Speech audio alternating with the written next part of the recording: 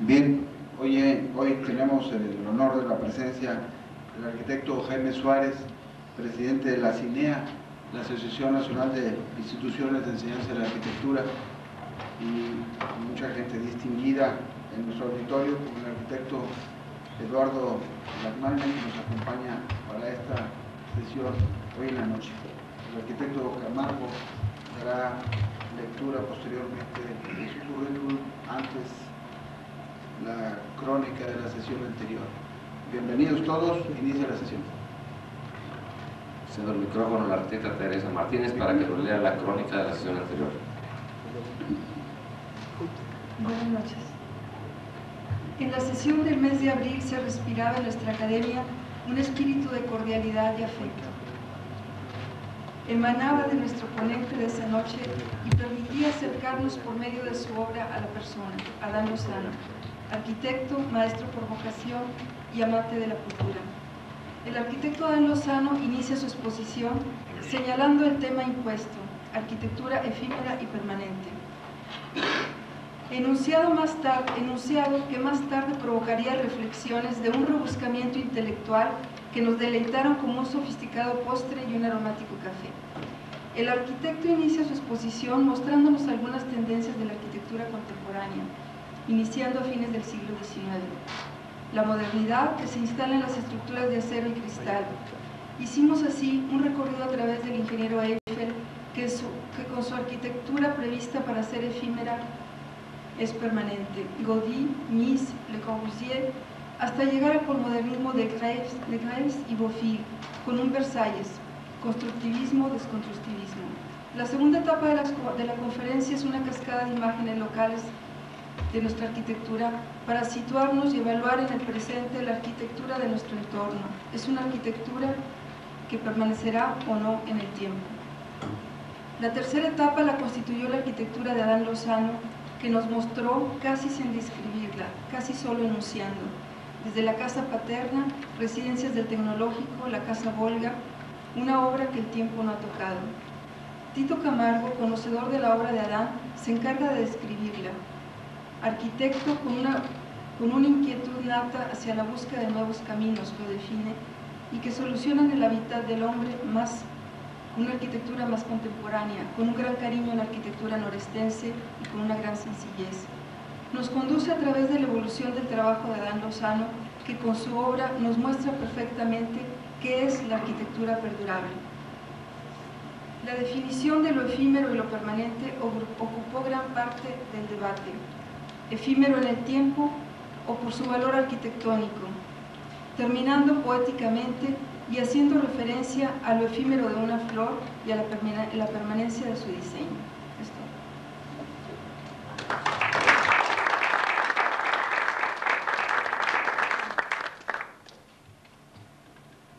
Me voy a permitir leer el currículum del arquitecto Eduardo Lagmagne,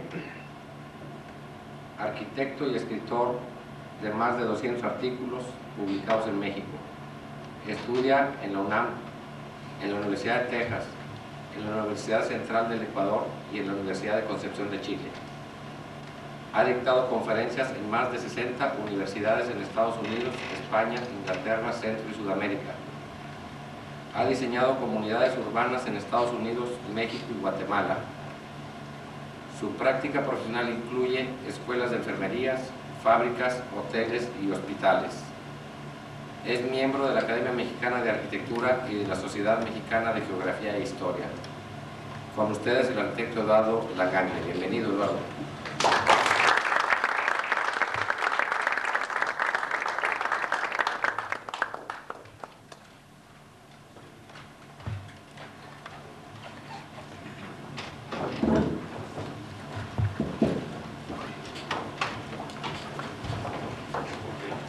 Cuando me invitaron a hablar no sabía cuál iba a ser el tono, porque varía cuando son jóvenes, cuando son viejitos, cuando son mujeres, cuando son norteños. Entonces, hasta ahorita que me entero cómo está equilibrado el auditorio, voy a tratar de ser lo más amplio posible, de manera que seguramente voy a dejar muchas deficiencias en el camino y a lo mejor no agrado a nadie. Hace muchos años, cuando empecé a estudiar arquitectura, me propuse dos cosas en la vida. Una, entender la teoría de la arquitectura, y otra, entender a las mujeres. En ninguno de los dos casos he triunfado, de manera que como me declaro incompetente, yo no debía haber aceptado esto, pero Oscar Bulnes, debido a su amistad y a su cariño, me dijo que podía venir a hablar de teoría, de manera que lo que voy a hablar de teoría probablemente no sean respuestas, sino más bien dudas. Allá, en 1957, hace 40 años, llegué a la Escuela de Arquitectura en Ciudad Universitaria, en la Ciudad de México. Era un espacio esplendoroso, los jardines nuevos, toda la obra estaba recién terminada. Se respiraba libertad, nuevas ideas. Se tenía conciencia de que teníamos un futuro muy abierto y que el mundo nos deparaba lo mejor para el país. Teníamos todas las respuestas, todavía a todo creíamos. Contrario ahora que se tienen muchas dudas, allá sabíamos todo. Pasaron unos cuantos años, tuvimos de presidente a López Mateos, y López Mateos nos hizo ver que teníamos una estabilidad económica, un crecimiento anual del 7%, que parecía que nos iba a poner en un país de primer mundo en unos cuantos años. Teníamos todo abierto, era un país entonces fantástico. Creíamos en la Virgen de Guadalupe, creíamos en el PRI, creíamos en que México iba a triunfar, creíamos en la teoría de la arquitectura porque nada sabía la teoría, creíamos en la virginidad de nuestras novias, creíamos en todo. Era un país esplendoroso en el que tenías un porvenir espléndido. Terminamos la carrera, y al terminar la carrera estábamos seguros de que teníamos la formación necesaria para emprender la conquista y cambiar al país. En la teoría de la arquitectura, que entonces era la de Villagrán, y nos daba clases Villagrán. Entonces ahí no había dudas, ¿no? Había nada más una forma de entender la arquitectura, sabiéndosela de corredito y teniendo en cuenta los 4 valores, nos paramos ante cualquier obra y decíamos, esta tiene esto, no tiene esto, no tiene esto, es mala. Y esta es tache. Y esta saca MP. Era muy fácil, teníamos las respuestas. Es primoroso ser joven y es primoroso tener la verdad. Sin embargo, pasaron los años. Yo traté de que, a pesar de que sabía todo, traté de ir a descubrir el mundo. Y un poquito también, igual que mi amigo Oscar, me fui a recorrer país por país, nada más que yo lo hice al mismo tiempo. Me tardé 3 años y medio recorriendo 35 países y viviendo en muchos lados. Me tocó vivir en Santiago de Chile, pero también viví en Lisboa y también viví en Michigan. Y entonces esto lo que iba viendo es que de repente no podía aplicar la teoría villagraniana para entender a Frank Lloyd Wright. Resultó que nada. Estuve en el Taliesin varias veces, conviví con el señor Wright y no le entendía al organicismo para nada. Pero tampoco podía decir que era malo. Fui tratando viendo otras obras, viendo otras formas de entender la arquitectura y cada vez en lugar de ir aprendiendo, se me iba nublando y nublando y nublando la vista. Pasaron los años a tal grado que recuerdo que la primera vez que hablé en una universidad en Washington, volví a esa misma universidad muchos años después. Cuando volví les digo, señores, yo vine aquí hace 15 años y hace 15 años tengo la impresión de que me pagaron poco porque sabía todo. Y ahorita tengo la impresión que me están pagando mucho porque no sé nada. Pues era la realidad, ¿no? O sea, lo que estaba pasando es que entre más tenía experiencias, más me alejaba de la verdad. Fue tanto en un momento dado la problemática de sentir que está uno trabajando pero no sabe uno lo que está haciendo. Y yo no comprendía cómo 20 años antes, cuando había estado en la escuela, podía entender a Frank Lloyd Wright, a Le Corbusier, que me pusieran enfrente. Y 20 años después no podía entender mi propio trabajo. Un buen día me puse a juntar mi material y puse unos trabajos que hice en Michigan, otros que hice en Guatemala. Y decía, pues eso no tiene nada que ver, no hay ni pies ni cabezas. O sea, yo no puedo entender lo que yo hice, que eso pasó a ser verdaderamente grave, ¿no? O sea, no entender lo que yo mismo había hecho. En ese momento decidí, pues no hay de otra más que volver a la escuela. Volví a la escuela y entonces me enteré que había muchas teorías. Eso es dramático, enterarse de todo eso. De repente, al mismo tiempo, nos comenzamos a desilusionar de nuestro gobierno. De repente vino el 68 y entraron los cañonazos. Entonces, de repente, nos cambiaron el mundo. Y en ese nuevo terreno, descubrí que la arquitectura era muchísimo más difícil de entender. aunque para el caso también me estaba dando cuenta que era dificilísimo entender a las mujeres. Por esas alturas tenía yo un hijo de ese tamaño, que tenía una novia con la que ya iba 2 años. Y un día llega atormentado y me dice: papá, estaba platicando con mi novia y de repente se volteó y se fue llorando. No entiendo qué pasó. Esperaba de mí una explicación que no le di. En la noche veo a un cliente que tenía como 80 años y le digo: fíjese que le pasó a mi hijo esto. Me escuchó muy atento el señor y me dice: dígale que yo tampoco las entiendo. Resultaba que a esas alturas, menos conocía a las mujeres, menos sabía de teoría. Pero de vuelta en el aula escolar, me enteré que había muchas corrientes. Había una corriente economicista, con Emilio Pradilla, que es el que me dio clases, que decía que la arquitectura nada más es un soporte para el desarrollo de la economía. Entonces la arquitectura, si funciona dentro del marco de la producción, es buena, y si no funciona es mala, no importa cuántos aderezos tenga. Me enteré que había formas de entender la arquitectura a través de las matemáticas. Me enteré que a través de la música, lo cual ya desde el Renacimiento se habían hecho relaciones entre la música y la arquitectura. Se partía de que si la música es la más bella de las artes, si se encontraba una empatía entre la arquitectura y la música, entonces la arquitectura sería buena. Eso hasta se me olvidó porque me pareció que era de veras. Iba a decir una jalada, pero soy feo aquí. Pero si hubiera visto muy poco, creo que. Bueno, sin embargo, en poco tiempo después me encontré a un amigo, arquitecto de la isla de Malta, que tiene un hijo que se llama Poems of Contraction, una cosa así, en la que pone una escala musical, pone en un pentagrama, pone sonetos de la música más bella del mundo, y luego la hace aparecer, la empata sobre los perfiles de las ciudades de Malta, y encuentra una relación verdaderamente impresionante. Entonces él destaca que si ese vaivén de las notas que suben y que bajan y que llevan a la música preciosa, cuando se ponen en el perfil de una ciudad y se hace una ciudad coincidente con esas notas, debe ser una ciudad bella. Descubrí que había otras formas, ¿no? De hecho, me metí con Matt Steingart en la teoría del entorno.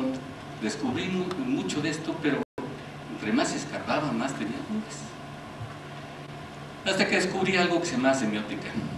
La semiótica había nacido desde fines del siglo pasado, en Francia, con Ferdinand de Saussure, y Ferdinand decía que todas las ciencias, todo el conocimiento, tenía que verse ahora a través del ojo de la semiótica, de la semiología. La semiología, semos, signo, logos, el estudio de los signos, era la forma de entender todo lo que hacemos. Todo explicaba que el lenguaje verbal, que usamos ahora, que estoy usando ahora, pero que no es el único, ni con mucho es uno que haya sido natural. De hecho, las cuerdas vocales no están preparadas para emitir esos sonidos.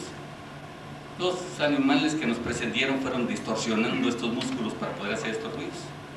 Y un buen día, algún antecesor nuestro que andaba por territorio español dijo que eso era una silla, y dijo que ese objeto era silla.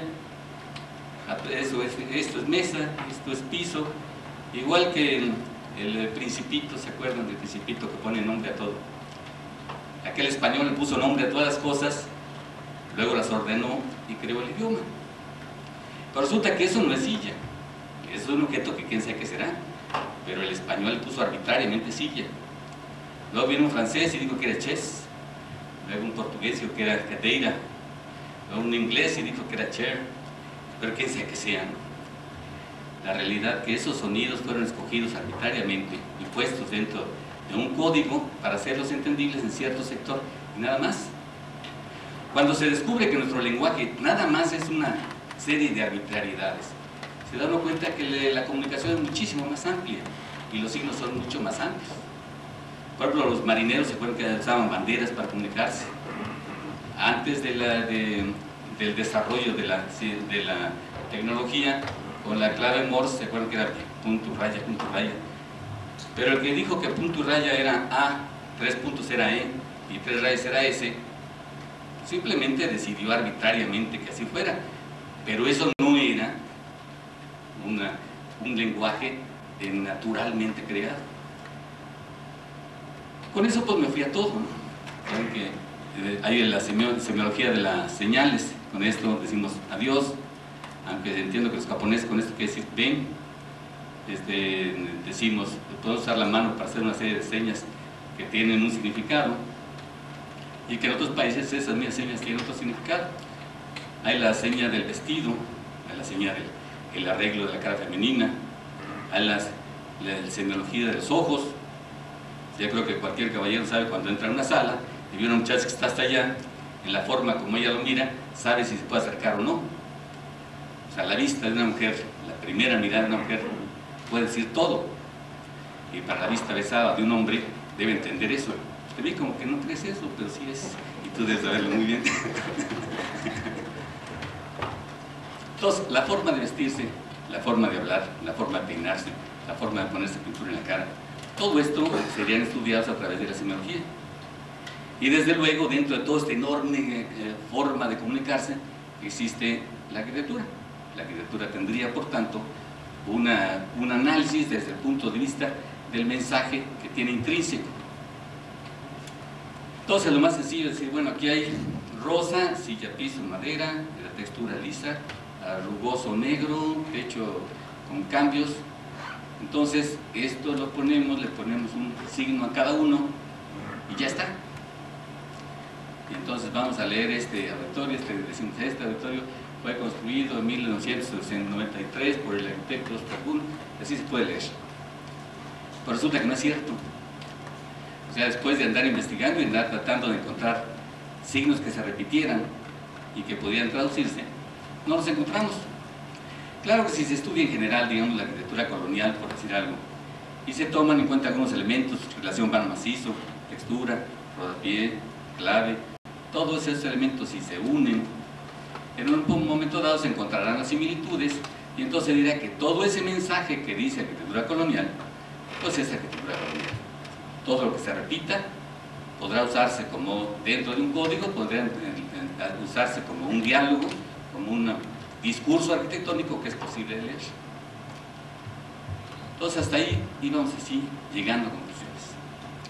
Sin embargo, tal parece que se tienen que juntar muchos elementos para armarlos en paquete, compararlos con otros y de ahí usar una metodología diferente en cada caso para encontrar una traducción que sea valedera y que sea científicamente razonable. Nosotros estábamos cuando hace 15 años me invitó aquí el TEC a dar una plática. Me invitaron aquí a hablar un discurso que se me hizo rarísimo, que era de 4 horas. Me dio la impresión que no me quería pagar el hotel en toda la semana, entonces me dijeron que hablara 4 horas corridas. Y todavía además tengo la impresión que con lo que me pagaron era para pagar 4 horas, pero al término de las 4 horas me hicieron seguir hablando 8 horas. De manera que supe, entonces aprendí, que podía hablar 8 horas de un tema que desconozco, lo cual es maravilloso.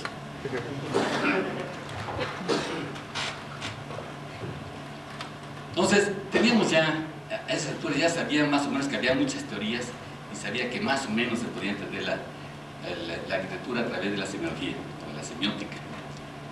Con la semiótica, entonces comencé a escarbar en algunos temas de investigación que parecían sencillos. Una vez, por ejemplo, hice un estudio sobre el comparativo entre la arquitectura de La Habana y la arquitectura de Puerto Rico, de San Juan. Comparé las dos y resultó que eran lugares con el mismo clima, la misma condición de playa en una isla pequeña en el Caribe, hablan el mismo idioma, la misma cultura. La única diferencia es el sistema político y económico. Entonces traslapé toda la información de un lado con la otra, vi como aquel domo que representa la Cámara de Representantes de San Juan, que representa el punto más alto donde está el poder del pueblo, no existe en Cuba. Vi la representación de las iglesias, vi elemento por elemento y todo lo que fue diferente lo separé, y eso, final de cuentas, tenía que ser las diferencias existentes por las condiciones de su condición económica y política. Eso parecía sencillo. Quise aplicar este sistema para otros lados, pero no entonces es tan fácil. Luego hice otro sobre un pueblo que a mí me tocó remodelar, se llama Lerma, que está entre la Ciudad de México y Toluca. Entonces ahí lo que hice fue, puse la planta de todo el pueblo de Lerma, pero hacia el año 1700. Luego sobrepuse una de 1800, puse otra vez, 1910, 1950 y 1970. Y lo que se fue viendo fue interesantísimo. Estaba encontrado el lenguaje ya no de la obra arquitectónica, sino de la traza urbana. Vi como el primer elemento dominante, visto en planta o en corte, era durante la colonia de iglesia, que la iglesia no cabía duda que era el centro del poder ideológico compartido con el gobierno civil. Después aparece el edificio de gobierno del siglo pasado, vean que los liberales ganan, la iglesia pierde y comienza a tener más preponderancia esto, aunque a su lado está el poder económico, los comercios. La plaza, que es el centro de acercamiento del pueblo, que es la parte ideológica social, pero circunscrita por el poder económico, el poder ideológico religioso y el poder civil. Pasan los años y después de la revolución, los resultados de la revolución son que aparecen escuelas, por todos lados hay escuelas, que es un edificio más importante en tamaño y en terreno que los otros. O sea, si se leyera nada más eso, si yo no conociera el pueblo y llego nada más y veo la importancia de los edificios educativos, señalaría un cambio dramático en el programa de educación, que sería el producto de la revolución. Pasan unos años más y en la siguiente película que se pone sobre la anterior se ve el papel, cómo se van desarrollando así ya las industrias que van señalando otro panorama y cómo la vivienda se va recorriendo para allá. Y resultó que fueran una serie de ensayos interesantísimos. Ese tema solo era un tema muy rico, porque a la hora de traslaparlo pude determinar cuál era el nivel de educación de la gente que habitaba, pude determinar cuál era el nivel económico, pude determinar cuál era el nivel hasta el color de la piel, se podía separar así, decantar por películas.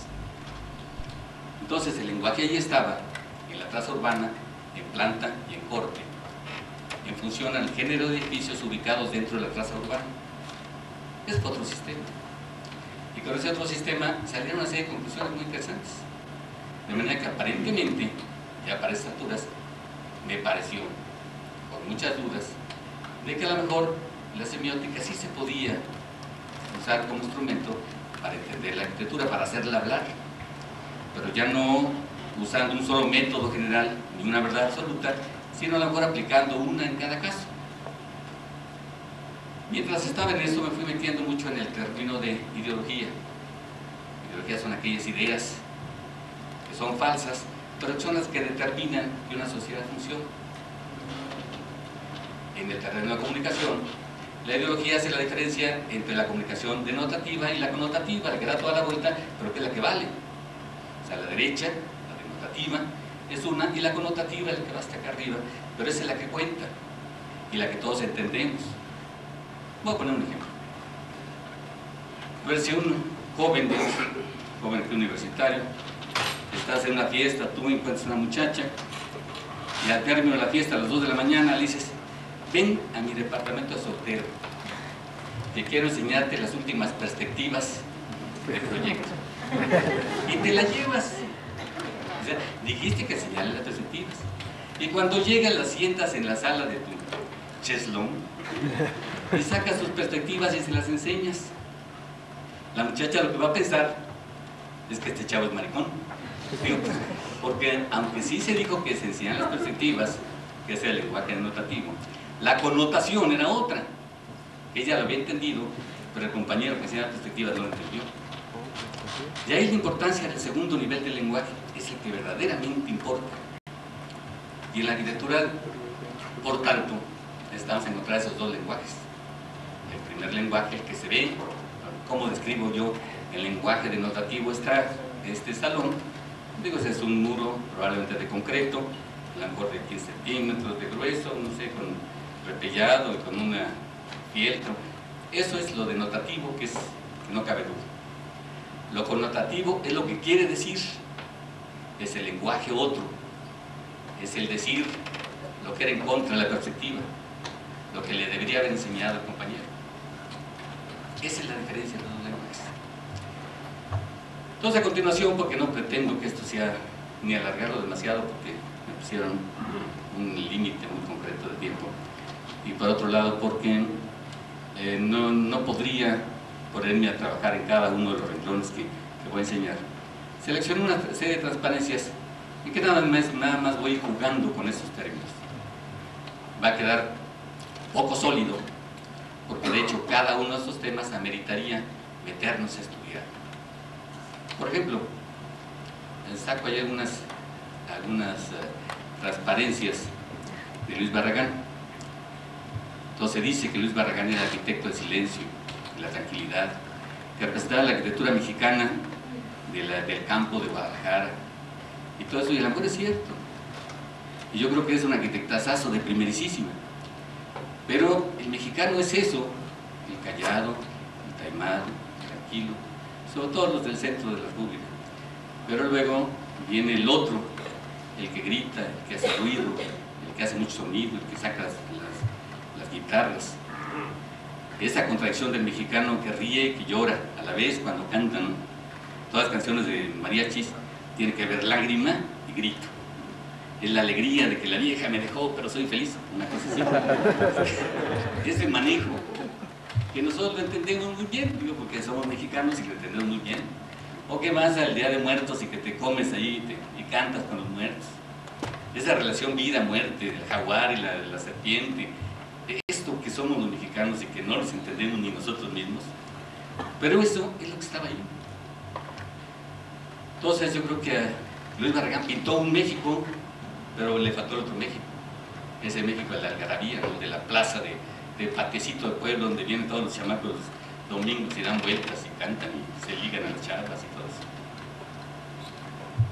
Puse otras transparencias que hablan de otros, una serie de renglones, saqué una de Ramírez Vázquez con la Basílica, en que a mí se me hace que allá el maestro la erró, porque hace una basílica que funciona muy bien, entran 4,000 y salen 4,000, hay una banda frente a la Virgen, se puede presionar rápido y sale, no se aplasta, no se mata, no hay muertos. Y el cristianismo es sufrimiento. O sea, era necesario, los anteriores sí lo entendieron, pusieron toda la avenida esta de Guadalupe, en que podían ir las gentes hincadas sobre nopales, se iban arrastrando y llegaban y se desmayaban. Bonito, sí, porque el sufrimiento es amor y el amor es llegar a Dios, ¿no? Y luego cuando llegaron a la Basílica Vieja, era precioso, pues se aplastaban todos contra las columnas y olía peor que metro al cuadrado, y eso era parte del sufrimiento. Y luego el incienso con olor a mugre debe haber sido horrible, pero eso era parte del sufrimiento, porque es ese cristianismo, el catolicismo era sufrir, y aplastaban contra el muro y se moría alguien, pues se moría perfecto porque iba al cielo directo. Y te mueres aplastado contra una columna dentro de la basílica, pues vas al cielo directo. Y luego besaban a los santos, donde ya había una mugre ahí de 800,000 besos, que seguramente era contagiosísimo, pero era parte de todo este rito, que lo pierde Ramírez Vázquez cuando se entra a un lugar donde está ventilado, donde salen y entran. Ahí no tuvo la sensibilidad el maestro para entender que una iglesia es para sufrir. No son las iglesias estas modernas gringas donde por un lado pueden ver mientras está el cura adentro, ellos pueden estar desde el coche oyendo por radio. Es otro sistema donde hay una iglesia con aire acondicionado, de asientos acoginados, y salen y hay un sándwich. Es otro mundo, es otro mundo.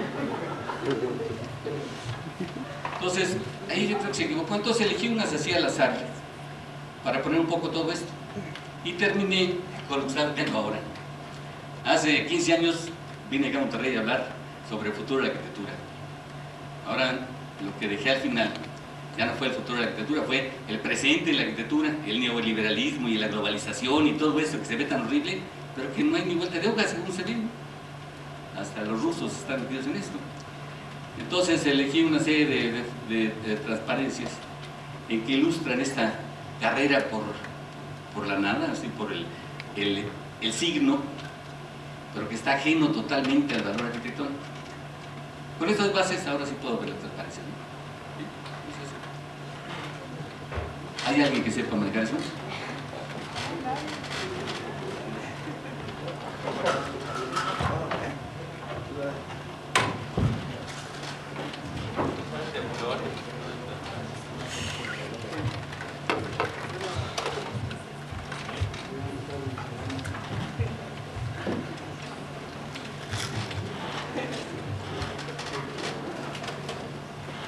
Yo que me cuesta mucho trabajo tratarse en serio. Le contaba que hace unos meses hubo una reunión nacional de teóricos de la arquitectura.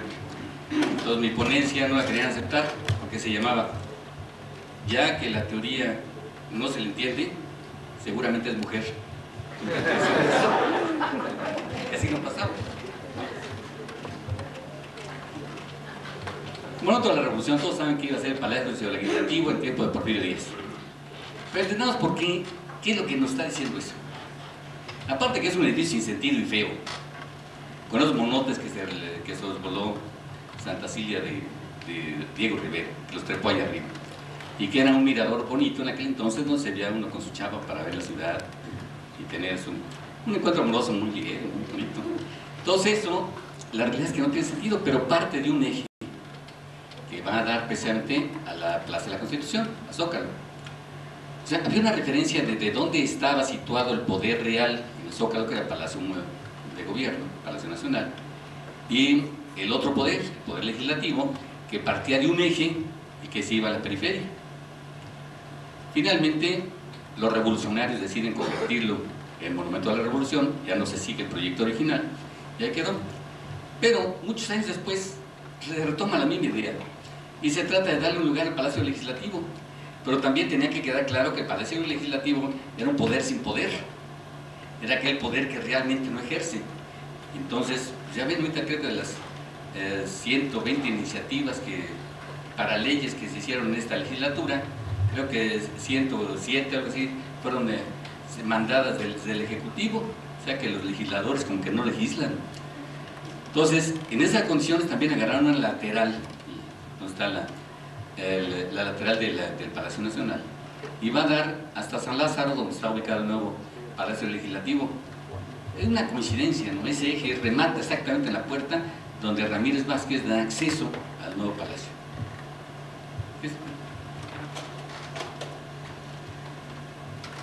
Puse varias arqueadas a partir de los años 20, un poquito para ir hablando de la arquitectura como la entiendo yo. Viene el Art Nouveau, el Art Déco, viene el Art Déco de Francia, de la École d'Estudes Décoratifs, y allá se trata de la retoma de los mexicanos, pero en un momento dado en que todas las otras artes habían entendido el papel del arte en la revolución y que los arquitectos llegan atrasados. Uno que otro, como aquí, entendieron que había que mexicanizarlo. Todos ponen una voluptuosa dama con rasgos olmecas, algunos cactus, algunos elementos que la mexicanizan.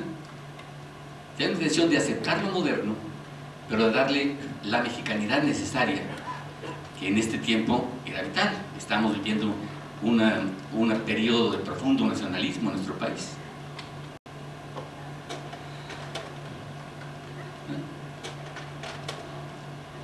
Llega el funcionalismo a México y pega, pero fuerte.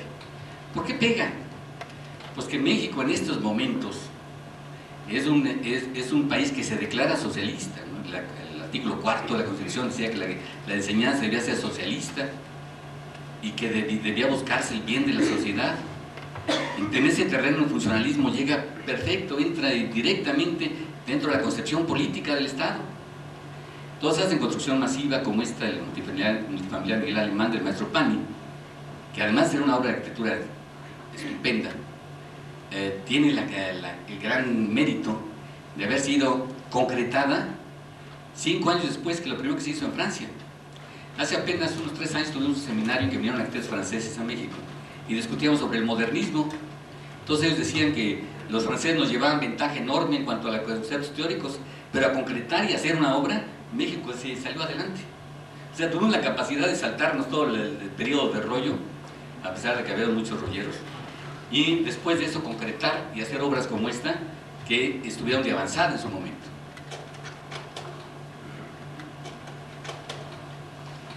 El Politécnico, que es una estructura totalmente funcionalista, es la limpieza brutal de la arquitectura. Se supone que menos es más, y todas esas cosas que nosotros creíamos en ese momento. Yo me acuerdo cómo diseñábamos. Nos daban una hoja en blanco y primero la cuadriculábamos, se llamaba modularla, y luego comenzamos a meter todas las cosas adentro.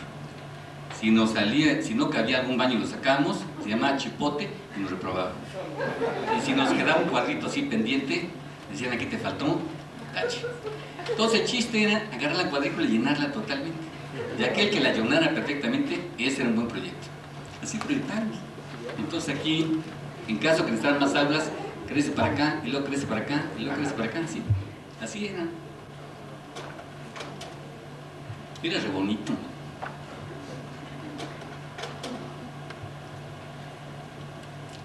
Mientras vivíamos eso, ya se estaban saliendo otras cosas. O sea, México entra fúricamente al funcionalismo y de hecho se mantiene, todavía hay uno que otro que anda todavía medio desorientado haciendo arquitectura funcionalista, pero ya empezaron otras corrientes que se anteponían y negaban aquello. Es el caso de las torres satélite. Vamos rápidos sobre el ejemplo de que había otros caminos.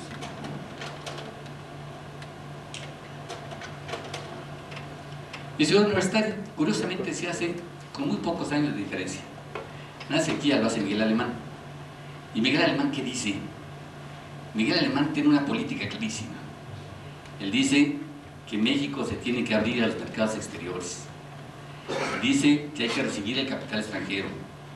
Dice que hay que mandar una imagen al exterior de un México que ya no está sentado con un sombrero en un nopal, sino que es uno que ha recibido estudios universitarios. Tiene que tener una imagen así brutal. Y esta es una imagen de promoción maravillosa, ¿no? Donde se podría decir que cada año tendrían 300,000 gentes que salieran a servir al capital. Desde luego todos reconocemos todos esos elementos donde se retoma la arquitectura precolombina de alguna manera, como los grandes murales de O'Gorman, o el otro, el núcleo del cráter del volcán de Gómez Palacio.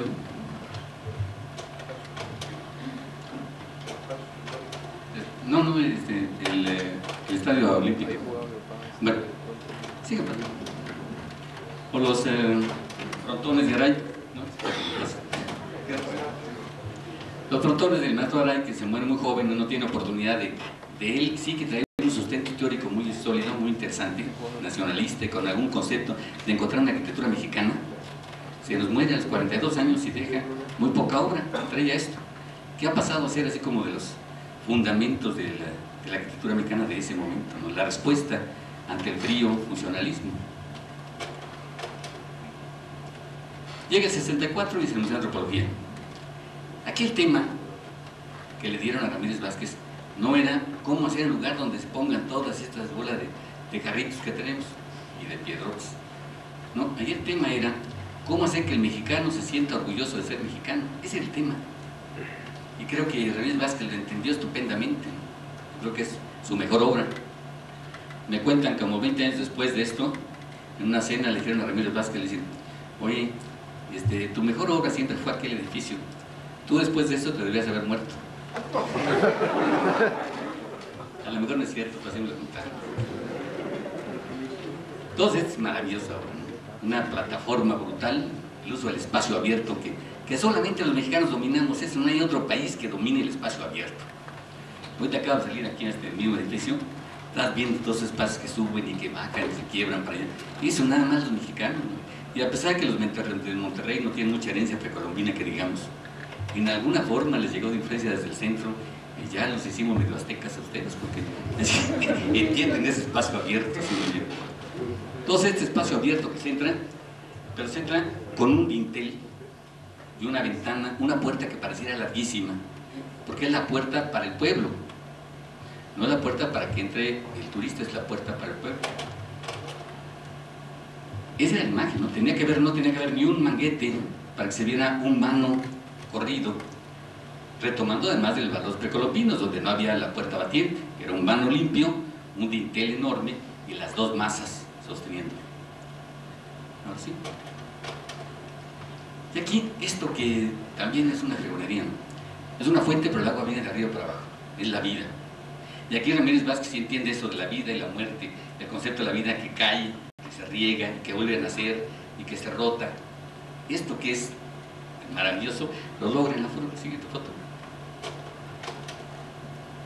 Acá tenemos el agua tranquila, ¿no? Que pone un mosaico italiano negro para que no crezcan las plantas donde él quiere, de manera que nada más nacen, como en el tunar donde se encontraron los mexicas, aquella águila con la serpiente, que dicen que había. Entonces, aquí contrastan los dos, la vida y la muerte. Me decía que la proporción en los edificios laterales, que está dificilísima de lograr la adecuada entre el primer nivel y el segundo, de plano, como no la encontraban, se fusilaron, se fueron a Uxmal y se fusilaron esa proporción y la pasaron acá. Y entonces el segundo nivel está con esta celosía de aluminio serpenteante, y la planta baja, remetida, macizo y vano, igual que en Montealbán, igual que en Uxmal. Decía también Ramírez Vázquez que Relaciones Exteriores, también el 64, que definía la política mexicana exterior, que era vertical y pura, como el mármol de Carrara. Por eso puso mármol de Carrara.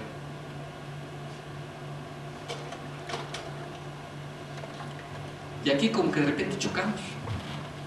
O sea, nos encontramos a la hora de ponerse a escarbar allí unas ruinas precolombinas, un templo del siglo XVI y edificios contemporáneos, las tres culturas. No sé, los que lo hayan visitado ven una placa ahí de mármol que dice: en este lugar fue capturado Cuauhtémoc. Este no es una fecha de derrota ni de gloria, es el nacimiento doloroso de la patria mexicana. Es una frase preciosa, ¿no? Creo que se dice de otra manera, pero por ejemplo. Entonces, este es el concepto de que lo retomamos y nos sentimos, aceptamos por fin nuestra hispanidad, porque hay que recordar que hasta los años 40 había versiones del libro de texto en que poníamos a los gachupines, pero barridos y regados. Entonces, por primera vez se acepta nuestra herencia hispana, y por otro lado, ahí estaban.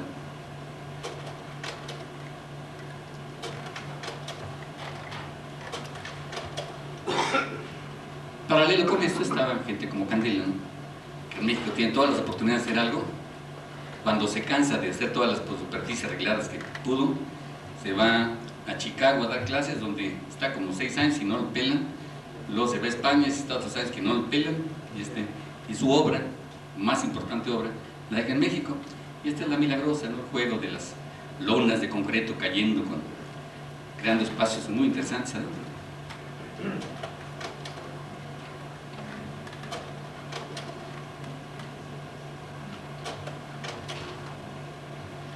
Era otra forma de entender la arquitectura, ¿no? Tomé estas fotos de aquel tiempo precisamente para darles actualidad, ¿no? Cuando está en construcción el Palacio de los Deportes, cómo se ve la estructura, cómo va creciendo, ¿no?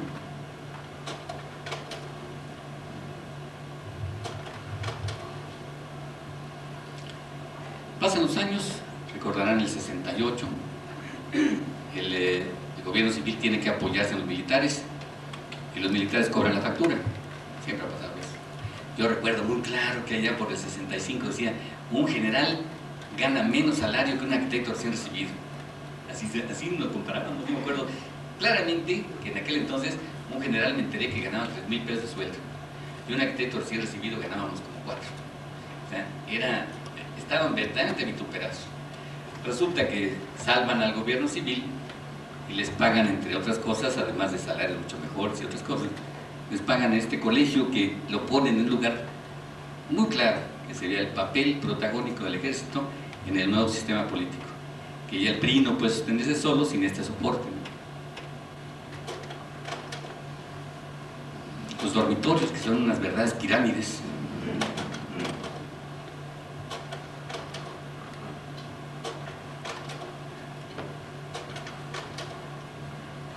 Es la enorme capacidad que tiene Agustín Hernández para manejar esto del concepto del lenguaje arquitectónico.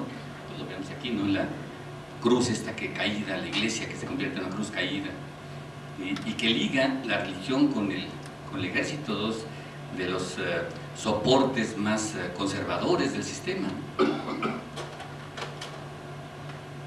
Y esto, ¿se acuerdan que donde en el gran Teocalli aparecía arriba el Ometlecutli con su enorme corona de plumas, y ahora sale el general con sus 4 estrellas colgadas al pecho? Esto yo creo que tomarlo y relacionarlo con el mundo precolombino es tan similar que no cabe duda la enorme creatividad de Agustín y de retomar ese pasado. Y viene Echeverría, ¿se acuerdan de Echeverría cómo cambia? Echeverría se desliga del pasado, se dice, hace un gobierno populista en que se va al pueblo, y entre otras cosas se pone a remodelar pueblos en el Estado de México.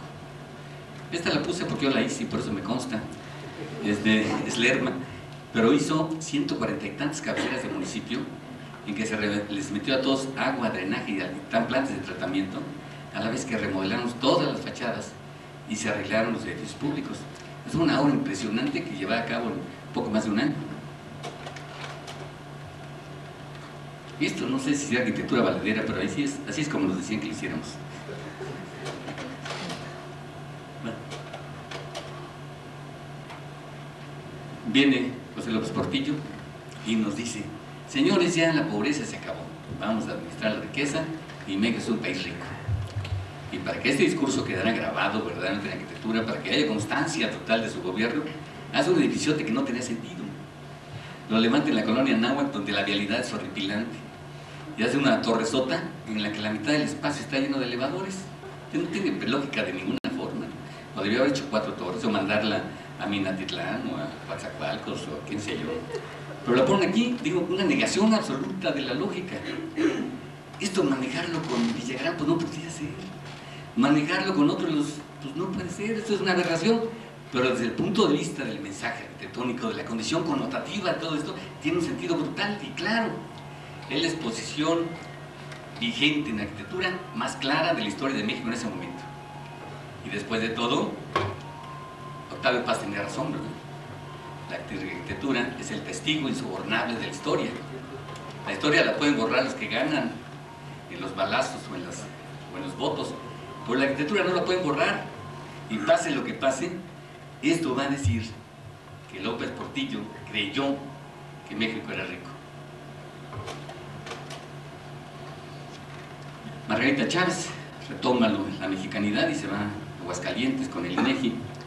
Recordarán que esas cajas de vidrio, me parece primoroso esto, ¿no? Como mensaje, como lenguaje, todo es primoroso. Claro que la gente que trabaja ahí tiene que cubrir de vidrios todas las paredes para que no les entre sol.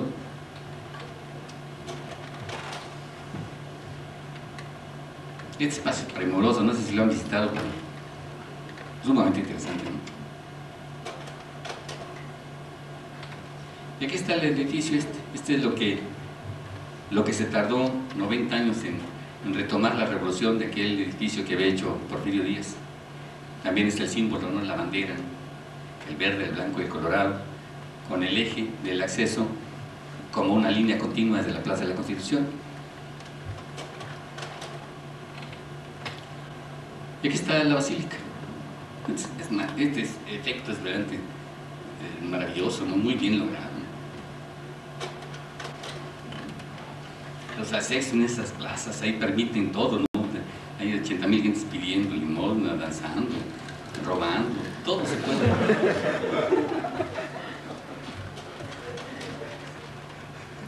Y otra vez Agustín, si queríamos algo mexicano, ahí está, ¿no? El símbolo de la serpiente que está que representa en este edificio que es un centro de meditación, de manera que ahí se valía todo, ¿no?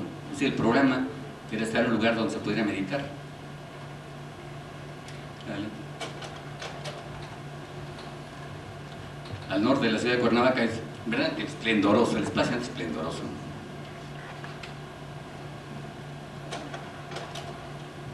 Y esto ni se le entiende, está dentro, es una escalera que baja otra que sube, pero por los hoyos estos, no es una cosa que pueda ser, digamos, habitable, utilizable, en concepto práctico, ¿no? Aquí lo que importa es el mensaje que intrínseco, ¿no? Y en el López Portillo también es la apertura de todo esto. ¿Se acuerda que López Portillo no compite contra nada para la presidencia? Es candidato único.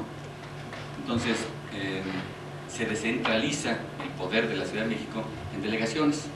Y cada delegación, en lugar de tener un balconcito para que el presidente municipal salga y salude, ahora es democrático, ya abre una puertota gigante para que el pueblo entre, ¿no? Ya es el edificio del pueblo, no es el edificio del presidente municipal.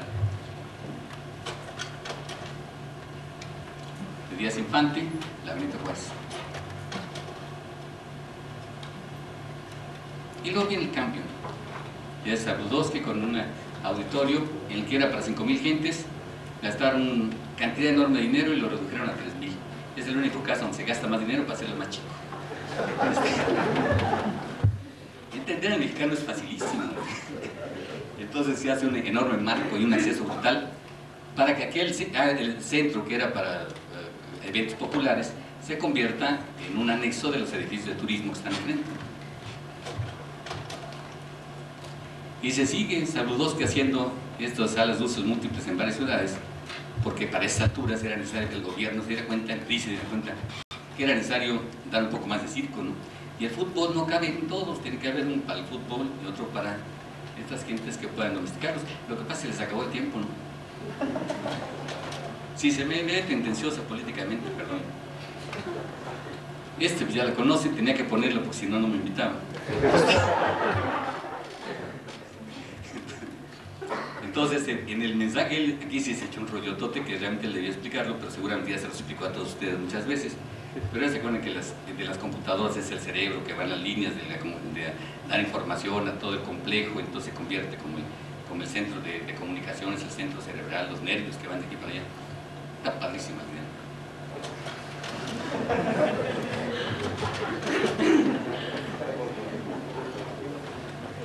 Díaz Infante es el edificio, el Diamante. La Díaz Infante está, pero demostrando claramente la emergencia de la gran capital que va tomando poco a poco todo lo que antes estaba reservado al Estado y que según se ve las decisiones todos van a quedar en el gran capital. Es un edificio privado, claro. Que es maravilloso. Yo creo que si algún edificio explica lo que pasó al final de Salinas, este edificio lo metieron lo ponen en el Paseo de la Reforma, o sea, el centro, la calle más importante de la Ciudad de México, y ponen ahí la bolsa de valores, el capital privado en su máxima expresión arquitectónica. Lo diseñan de tal manera que se convierte en una línea ascendente como la de una gráfica de un gran negocio. Todo esto además en condiciones complicadísimas. El terreno muy chico, era un edificio de concreto hasta 8 pisos, iba a ser hotel. O sea, Díaz Infante es una obra maravillosa, pero el resultado corresponde totalmente a la cuestión de ese momento. Las necesidades del edificio eran nada más hasta donde acaba la primera torre. De ahí para arriba no se necesitaba. Entonces, para efecto de que la línea se viera ascendente, hacen un espacio brutalmente grande arriba, pero estaba vacío. Así estaba la concepción de nuestra economía, ¿no? Por afuera se veía una raya así, pero de aquí para arriba estaba vacío. Así se ve por dentro, miren nada más. Son 22 pisos de esto. Siempre ese espacio, yo digo, parecería maravilloso un espacio de 22 pisos de alto, cristal, pero no, para sostener eso, por vientos y todo, tengo que hacer ese entramado. Es casi, para ir a cenar allí es casi como cenar debajo de la montaña rusa. Maravilloso. Fíjate qué bonito. O sea, la economía representada en un edificio que la mitad de arriba no tiene sustento, está vacía. Nada, era pura imaginación.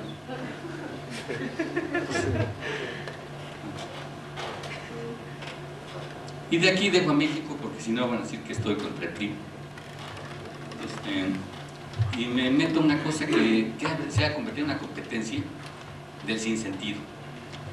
Salió en la revista Times hace como un año y se ve la competencia por los edificios más altos del mundo, que ninguno tiene sentido, pero se va viendo cuáles son los proyectos y cómo llegan hasta el último, que está todavía en las fases muy iniciales, que es el de Japón, pero cómo van creciendo uno tras otro, de manera que ahora me voy uno por uno.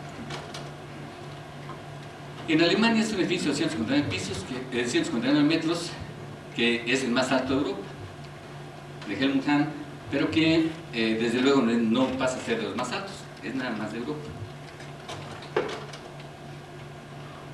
Este es en Yokohama, el Minalto, que también es menor que el edificio más alto del mundo, Terminal 93. El Central Plaza de Hong Kong, que también tiene 78 pisos, pero que todavía no es el más alto, tiene 310 metros de altura. Pues ya está en Asia. Y aquí está el Empire State, están por orden de altura. O sea, todavía hasta este momento, este es más alto que todos los anteriores, 381 metros, y durante 30 años pasó a ser el edificio más alto del mundo. Pero fíjense el simbolismo. O sea, claro que en Nueva York es mucho más fácil construir, ahí nunca tiembla. Y el piso es roca, y luego debajo de roca hay más roca, y luego más roca, de manera que ahí nada más limpias el terreno y levantas 80 pisos sin problema. Aquí sí tenemos unos cimientos, pero no, ahí nada más limpias y vamos.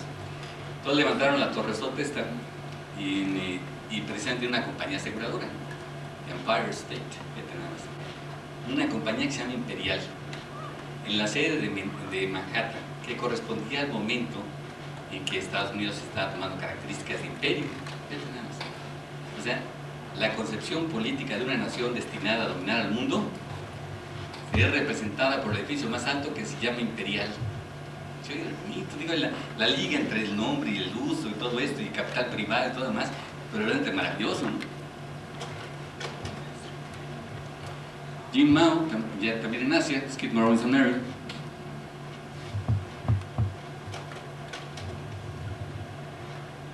En Taiwán, también en Asia.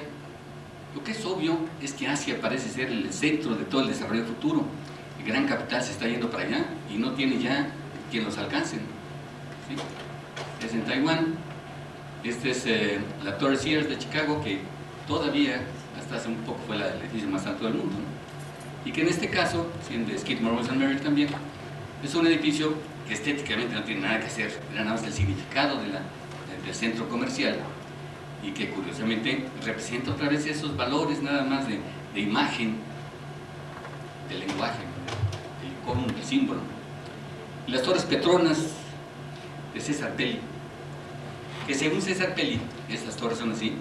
Me pone un puente que en el primer temblor, porque ahí se tiembla, se va a tronar, es clavadazo, ¿no? Pero César Pelli lo diseña. Saben que es argentino, ¿no? Que en Nueva York fue director de la Escuela de Arquitectura de la Universidad de Yale, y tiene un hermano, Pelli, también, que viene en Argentina, que está pobre, los contrastes de la vida. Pero este cuate es muy imaginativo. Una vez que lo visité ahí en su despacho, tenía unas maquetas de este tamaño de un edificio.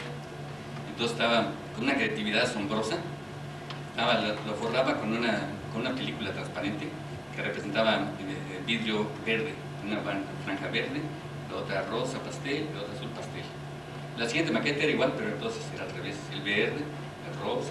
La siguiente era igual, pero todo azul, todo verde, todo rosa. Imaginativo el cuate, digo, a ver de qué color ponen los vidrios. Pero aquí sí, verdaderamente abusó. Según él dice que aquí ligó toda la artesanía tradicional de Malasia, que estudió profundamente los significados de la cultura malaya, y que esto es totalmente malayo, así por todos. Y luego 2 años después hace 2 torres horribles que hicieron Polanco y en la Ciudad de México. Son igualitas también, 2 torres así, horripilantes. También son un pastel así formado, pero chaparritas. Entonces dicen que este representa la cultura mexicana. Yo no entendí cómo se dio que se dedicaba a hacer fachadas cuadradas de vidrio, pasó a ser tan interesado en las culturas locales de Malasia y de México, y que las maneje así, ¿no? En fin, fíjate cómo debe andar de mal la arquitectura. Y este es el edificio más alto del mundo del proyecto, también en China, en Xinjiang, a las orillas del río Yangtze. Este es de una firma de Nueva York, Heinrich Lumber & Wheeler, con la que un grupo de arquitectos estamos muy relacionados. Entonces me dieron por eso una serie de planos de este edificio y me pareció que era oportuno señalarlos. Donde lo que importa aquí, o sea, el gobierno de esta ciudad, lo que le pidió esta firma, no es que hiciera un edificio ni útil, ni para ciertas necesidades, ni tenía la menor idea para qué, nada más que fuera el más alto del mundo. Y como las Torres Petronas exceden en un par de metros a las Sears Towers, y esta entonces es 7 metros más alta que la Torres Petronas. Pero yo siento que es mucho más interesante. Parte de una planta octogonal y maneja una serie de símbolos en 8 y 8 y 8, porque el 8 es un número mágico. Ese es el último proyecto, ¿no? El que está todavía en fase de croquis, y que va a ser en Japón y que va a ser verdaderamente más grande, el más grande sin lugar a dudas de todos. Este es como se vería la torre esta, la torre Xinjiang. Mira la perspectiva de todo cómo sube la torre sota esta. Entonces va de 8 en 8. El lobby, por ejemplo, tiene 8 pisos de altura, el lobby nada más. Entonces aquí en el lobby, que es este, noten las columnas perimetrales y luego el cuerpo de elevadores, que es la estructura verdaderamente del edificio. Pero vean que todo es elevador, o sea, no queda nada. Esto es lo que está pasando en los edificios de Nueva York, sobre todo en los de países muy al norte. Tienen que poner elevadores y luego tienen que poner aire acondicionado y tienen que poner todo esto. Me decía un amigo mío que es escritor de Progressive Architecture, me decía, nos está pasando lo que aquel beduino que iba por el desierto con su camello. Era invierno. Entonces en la noche se mete a su tienda de campaña, pero titiritada. Entonces se puede meter la cabeza del camello para que se le parezca de caliente un poco. Efectivamente, abre la tienda de campaña, mete la cabeza, el dromedario comienza a expirar y le calienta un poco. Pero tiene tanto frío que dice, bueno, puede ser que entre la mitad del cuerpo. Entonces sigue teniendo tanto frío que lo deja meterse todo, pero cuando se mete todo él se salió. Entonces decía que esto estaba pasando en los edificios, en la que en el Empire State, por ejemplo, nada más como el 20% del área era para instalaciones. Y ahora estaban llegando hasta el 40 o 50% del área dedicada para esto, o sea, para escaleras, elevadores, aire acondicionado y todo lo demás. Claro que en el caso de China, como no hay tanto reglamento, se saltaron algunas cosas, como por ejemplo, no pusieron un solo espacio de estacionamiento. Eso ni en México. En esos 8 pisos hace un edificio que está hacia largo, hacia en la parte de atrás, que nada más sube 8 pisos que son para servicios, comercios y todo esto. Y en el segundo nivel hay una plataforma de la cual suben hasta el mirador. De aquí se va de noche en noche hasta llegar al piso 80, donde todos son oficinas. En el piso 80 entra el acceso al hotel, que también tiene 8 pisos de lobby. Y luego se siguen de otra vez otros 80 pisos para arriba. 80 metros para arriba. Este es el siguiente nivel. Entonces ya ven, el núcleo elevador es más chico. Ya se ve no, perdón, este es el sótano. Entonces aquí tienen nada más servicios. Y metieron de plano, como no cabía en el terreno, metieron una línea tremenda hasta el río Yangtze, que está como a 3 cuadras. Ya pusieron su planta para tratar el agua y para mandar todo el sobrante del aire acondicionado. Conforme se va subiendo, obviamente el área elevador se va reduciendo. Este es un mirador en el piso 80. Sigue subiendo y esta ya es una de las áreas de oficina típicas. Y esta ya es en el hotel Combala Suites, que son suites que yendo hacia un lado, que son esos gajos, y del otro lado son suites cuadradas en 2 niveles. Y al final, la torre mirador, que son también varios niveles. Ahí está el corte en el hotel, y ahí está el corte después se llaman las villas del cielo.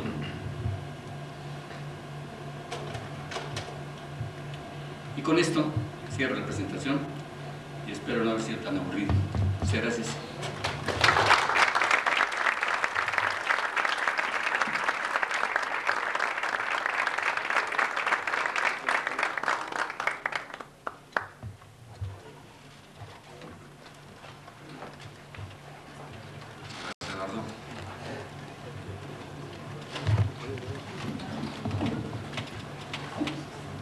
A continuación cedo la palabra al arquitecto Javier Martínez Argáiz, que nos dirigirá los comentarios de la sesión. Quizás algunos comentarios que voy a hacer no estén directamente ligados con la plática, porque me tocó leer antes algo de los temas que trata el arquitecto. Y de hecho, pues algunas de las cosas me identifico totalmente con él, y quizás el lenguaje vaya a estar un poco diferenciado, ya que los puntos que quizás al final del debate debamos preguntarle algo de lo mucho que él tiene de valioso en sus conceptos. El lenguaje arranca de la vida, a continuación se divide en lenguas y coengendra de esta forma la sociedad.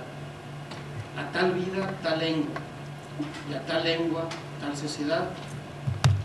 La palabra es una negación de lo sensible, sin embargo, en parte conserva lo sensible. Está el mundo y está el mundo del lenguaje. El destino humano consiste en vivir esta tensión entre lo sensible y aquello que supera lo sensible. Nos está prohibido pensar antes de haber sentido. Es preciso, pues, conocer con los sentidos a fin de no burlar tal prohibición.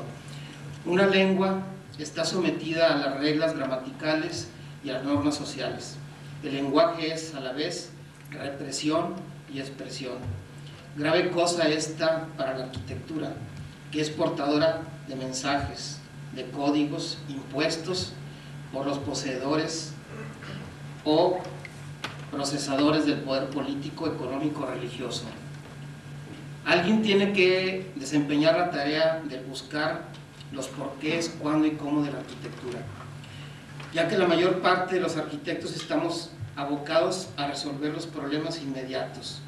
Hemos visto la habilidad del arquitecto Langan en problematizar las cuestiones, en querer llegar a las razones más profundas, especialmente aquellas que no se hacen explícitas. En su intervención, con las observaciones atinadamente expresadas sobre tipologías estructurales, funcionales, formales, de relación, obra-entorno, nos presenta lo que ya conjeturábamos, un modelo de figuración, un modelo de organización de espacios, de formas, con una nueva visión. Quizá la conocíamos, aunque no la reconocíamos, como si de hecho la ignoráramos. Hay seres que miran desde ninguna parte, no hacia él. Él divisa desde su espesor, luego está ahí, se le puede encontrar y nos constata que sus interrogantes sobrepasan a las respuestas. Los arquitectos, que siempre saben hacia dónde se encaminan, son peligrosos, por cuanto sería lo mismo que proclamar única y exclusivamente la reproducción como tarea edilicia.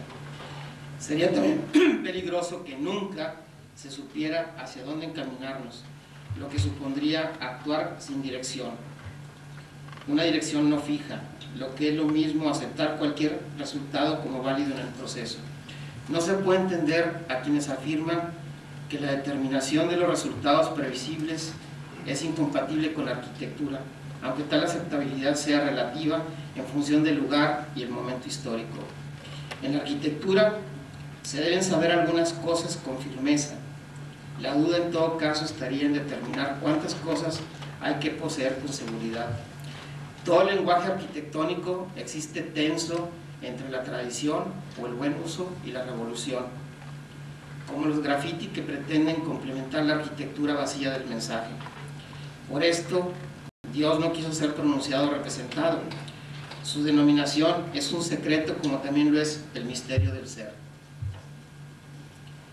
En su aurora la arquitectura es actividad, diligencia, es saber hacer. En ella descubrimos actos y pensamientos. La pupila del discernimiento del arquitecto Langan desvela tanto la trama como la urdimbre que se esconden en la arquitectura. Con su mirar maravillado, que es como tiene que ser toda mirada, esto quiere decir precisamente admirar, nos ha insistido en que no hay arquitectura posible si se la arrebatamos a la memoria. ¿Qué sería de algunas ciudades desprovistas de reminiscencias? ¿Qué sería Portugal sin saudade? Nos nutren de vocaciones y de repasos. El tiempo devora absolutamente todos nuestros paisajes, nuestras ciudades, nuestra vida. ¿Cómo ponernos al tiempo? Nos enteramos de que el sentido de la vida se lo había llevado el viento, de la sociedad científico-tecnológica. Este mundo puede hundirse y renacer otro completamente distinto. Hay comerciantes de la guerra, pero también los hay del amor. No faltan mercaderes de la desesperanza, pero también coplean los profetas que invitan a no fijar los sueños. Hay que ser vulnerables para ser sensibles a la realidad. Ser vulnerables quiere decir que nada tememos a perder y nada puedo perder como no sea la oscuridad. Aquí hemos visto diferentes tipos de arquitectura. Arquitectura que quizás pasa de una dictadura a otra, de los blancos o los rojos, que se desprecian la cultura para imponer su ideología. ¿Qué sería la cultura o qué sería la barbarie? La decisión de olvidar y finalmente el olvido mismo. Quien niega el pasado para partir de cero es un bárbaro. Cualquier dictador es alguien con voluntad de amnesia. La arquitectura es el resultado de una programación que se da preprogramada socialmente. Es consecuencia de una conciencia, de una ideología, de una libertad, de una responsabilidad y una creatividad, del estupor, de la maravilla, el desconcierto, la sorpresa, el pasmo, la estupefacción, la ilusión, la expectación, el encanto y la ilusión. No todos creen que la función del arquitecto sea la de interrogarse constantemente, la de preguntarse y preguntarse, cuestionar y cuestionarse. Muchas preguntas solo se formulan para que las respondan cada uno, no para que las respondan todos por todos. ¿Dónde hallaremos las respuestas a las interrogantes planteadas? Aquí yo había agregado algo que podemos después repreguntarle. En Martha Harnecker o en Marina Weissman, en el funcionalismo, en el organicismo. Hago estas preguntas porque el arquitecto ha basado algo de los métodos que aquí estuvieron implícitos, pero que no los desarrolló en algunos de estos autores. Habrá que buscar respuestas a los porqués en cualquiera de las dimensiones del individuo y en cualquiera de las manifestaciones sociales. Básicamente en la transmisión, en la reproducción de los modelos sociales, aunque esto no tiene que ser equivalente a inmovilismo. Ortega y Gasset nos repite que yo soy yo y mis circunstancias. El entorno para Marina Weissman se es arquitecto, aquí o ahí, con una ideología, jamás es arquitecto de ninguna parte. Todo arquitecto es circunstancial. La circunstancia es como la arquitectura, algo determinado, cerrado, pero a la vez abierto y con holgura interior, con hueco o con cavidad, donde moverse, donde decidirse. La circunstancia y la arquitectura son de un cauce que la vida se va haciendo dentro de una cuenca inexorable. La arquitectura palpita en y desde su mundo, en ella y desde ella plantea su situación existencial, concreta, presente, con un problema que por ello mismo lo desafía y le solicita respuesta. Los niños no piensan, llenan el tiempo con su actividad. Como mencionaba el arquitecto, algunos arquitectos a veces hacemos lo mismo. Por eso queremos sorprendernos, como cuando los adultos nos reprochan. ¿Cómo? ¿Qué no has pensado eso? Un niño prefiere hacer en vez de discurrir. Disfruta mucho más con la emoción que con el análisis. Los adultos, en cambio, nos hemos ya doblegado a la ley general: refrenarse y reflexionar. Antes que explorar y salir de uno mismo, un adulto es aquel que ha aprendido a censurar sus sentimientos más naturales. ¿Qué fue lo que existió al principio? La palabra, el verbo, el discurso o la acción. ¿Dónde empieza la historia y la arquitectura? El logos es siempre topos o lugar de las ideas divinas. Es la palabra, pero no es la palabra. Al fin y a la postre, el logos es el instrumento divino de la producción del mundo. Hay que iluminar, sin separarlos, lo concreto, el mundo del cual arrancamos, y lo fabuloso, el mundo en el cual soñamos. Estamos indefectiblemente hechos de sensaciones y de fantasía. La arquitectura nos da la felicidad, no nos da la felicidad completa o macariotes, la cual no es cosa de este mundo, pero sí nos da la eudaimonia, que es la felicidad pasajera. La arquitectura se convierte en resguardo, como lo expresa quizás más o menos esta idea, donde un solo elemento arquitectónico nos puede dar algo y nos puede llevar a fantasear.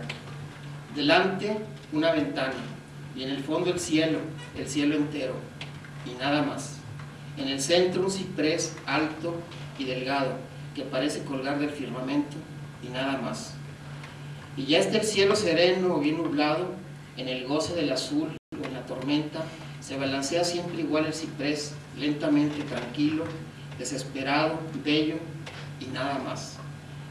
¿Qué sería de este poema sin el ciprés que cuelga frágil desde el cielo? ¿Qué sería de este poema sin una ventana y nada más? La conciencia sensible humana es la conciencia de un animal que habla. Esto es importante. No solo vemos el cielo, el ciprés o la ventana. Además, como a la arquitectura lo decimos. El arquitecto Lanán nos ha rehabilitado la memoria. Sin memoria estamos perdidos. Los pueblos y los individuos incapaces de recordar carecen de corazón. Están desentrañados. Recordar proviene del latín recordare, que a su vez arranca de corazón. Solo pueden recordar aquellos que tienen corazón. Sin memoria cordial tampoco hay historia ni arquitectura. Las piedras, los vegetales, los animales cambian y evolucionan, pero no se historian. Todo aquí ha sido mención y remembranza, ventanas para el alma y nada más. Dice el talmudista: hay piedras y piedras, hay corazones y corazones. Algunos corazones son de piedra, algunas piedras son de corazón. Esta noche nos ha hablado el arquitecto Lanán de piedras, pero piedras transformadas por su corazón. Gracias.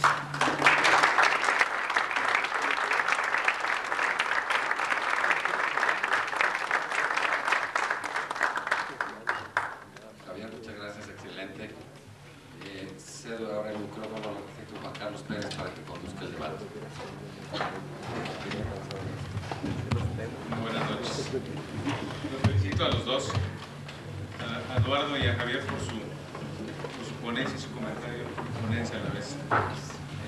Cabe aclarar que este es un foro de intercambio de ideas para ser difundidas en el mejor nivel de arquitectura. En este foro debe prevalecer el respeto al ponente, al comentarista, al recinto y a la diferencia de opinión. En esta sesión lo único equívoco es creer poseer la verdad. En mi opinión, y coincidiendo con los comentarios de Javier, yo creo que la arquitectura, y para dar pie al debate, creo que la arquitectura es una experiencia dimensional. En su ámbito conviven la historia, el lugar y la circunstancia, el encargo, la teoría, como decía Eduardo, la conciencia, la técnica, el oficio, la poética, lo invisible y el mensaje oculto. Todos ellos valores universales al servicio del hombre. En relación a las alegorías que con respecto a las mujeres y a la arquitectura hacía Eduardo, yo creo que a las mujeres no necesariamente hay que entenderlas, amarlas sí. Damos inicio al debate, si gustan ustedes participar.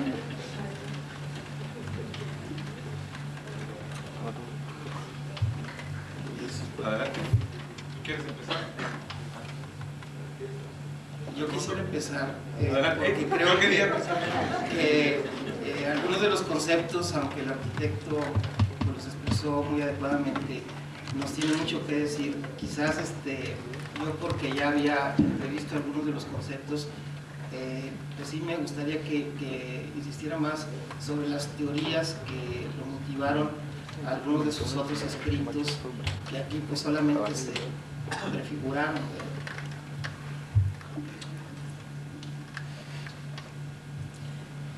Lo que pasa es que Javier se fue con la finta porque traje un trabajo que hice para entrar a la Academia Mexicana de Arquitectura, en la que me tuve que meterme muchísimo más a las diferentes teorías de arquitectura, ¿no? Entonces, por un lado, mencioné muy rápidamente a Pradilla. Pradilla es un colombiano que estudió arquitectura pero que nunca ha levantado una barba. Sin embargo, es altamente respetado. De hecho, ha ido a dar cursos a Francia durante varios años y en México fue director del posgrado de la Facultad de Arquitectura de la UNAM. Entonces él me tocó ahí como director, entonces tuvimos una oportunidad enorme de discutir, porque él decía que la arquitectura no dice nada, que la arquitectura nada más sirve. Entonces, excepto una fábrica, si la fábrica funciona y produce adecuadamente, si la línea de producción está bien diseñada, entonces es buena obra arquitectónica.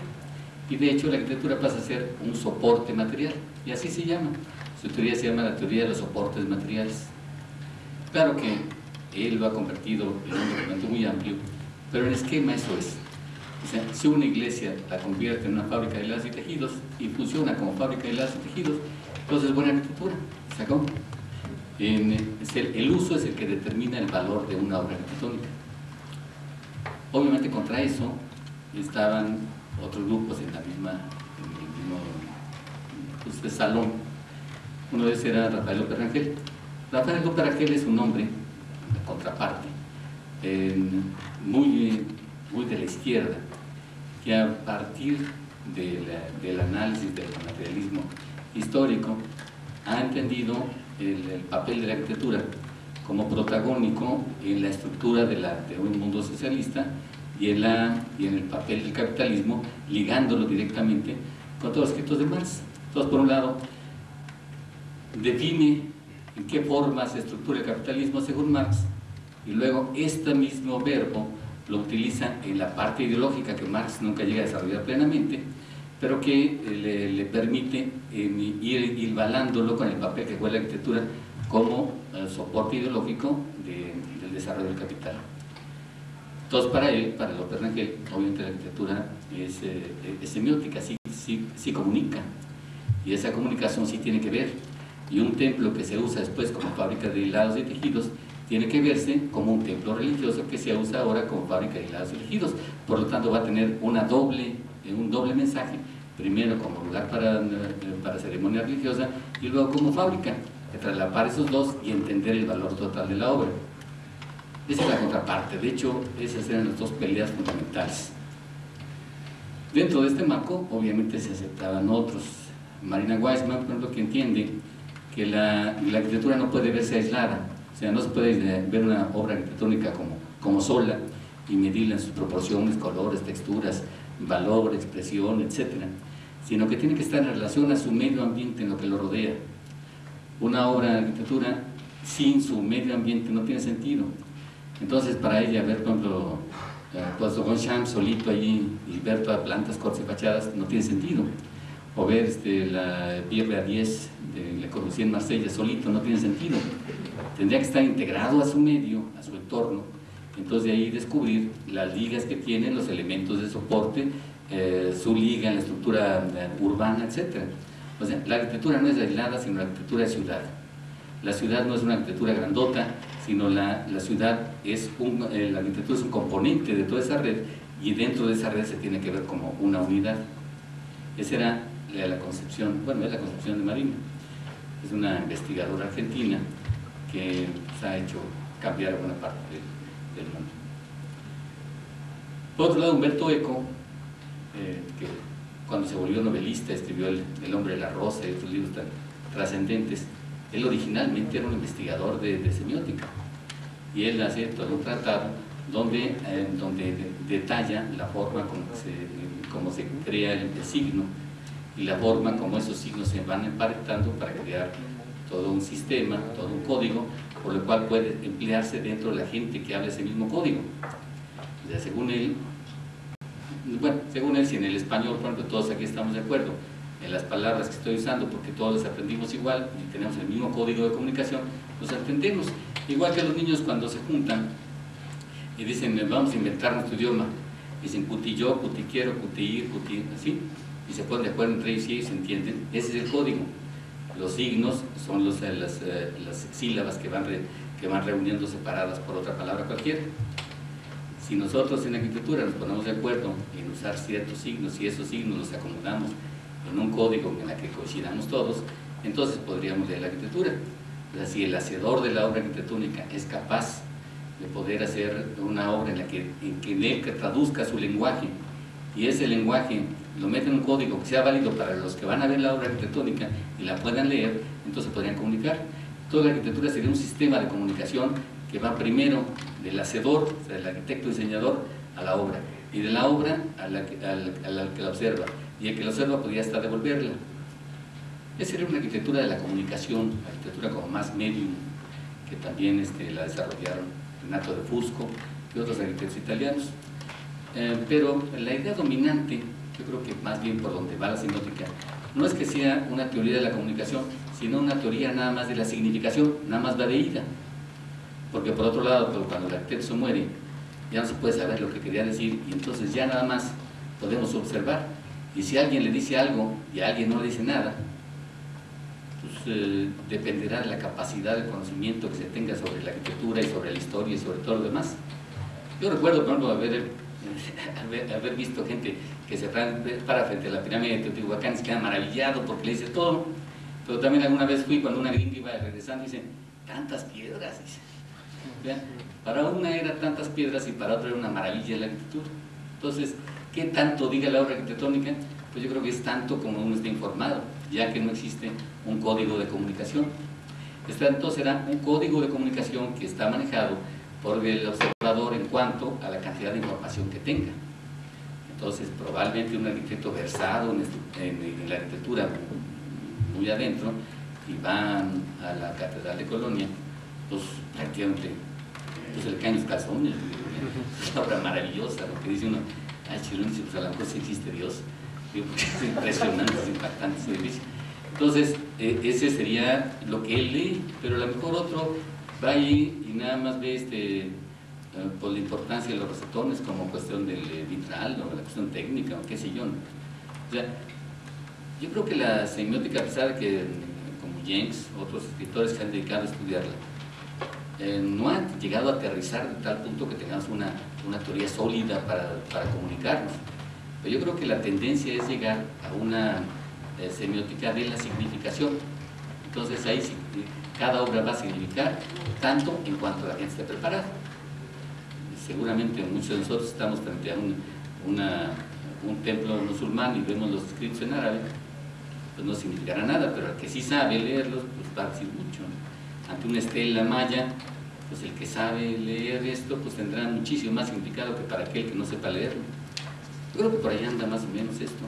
La realidad es que, como decía al principio, yo tengo más dudas que verdades, ¿no? Nada más así como que intuyo un poco aquello de lo que, volviendo así, y estoy de acuerdo contigo.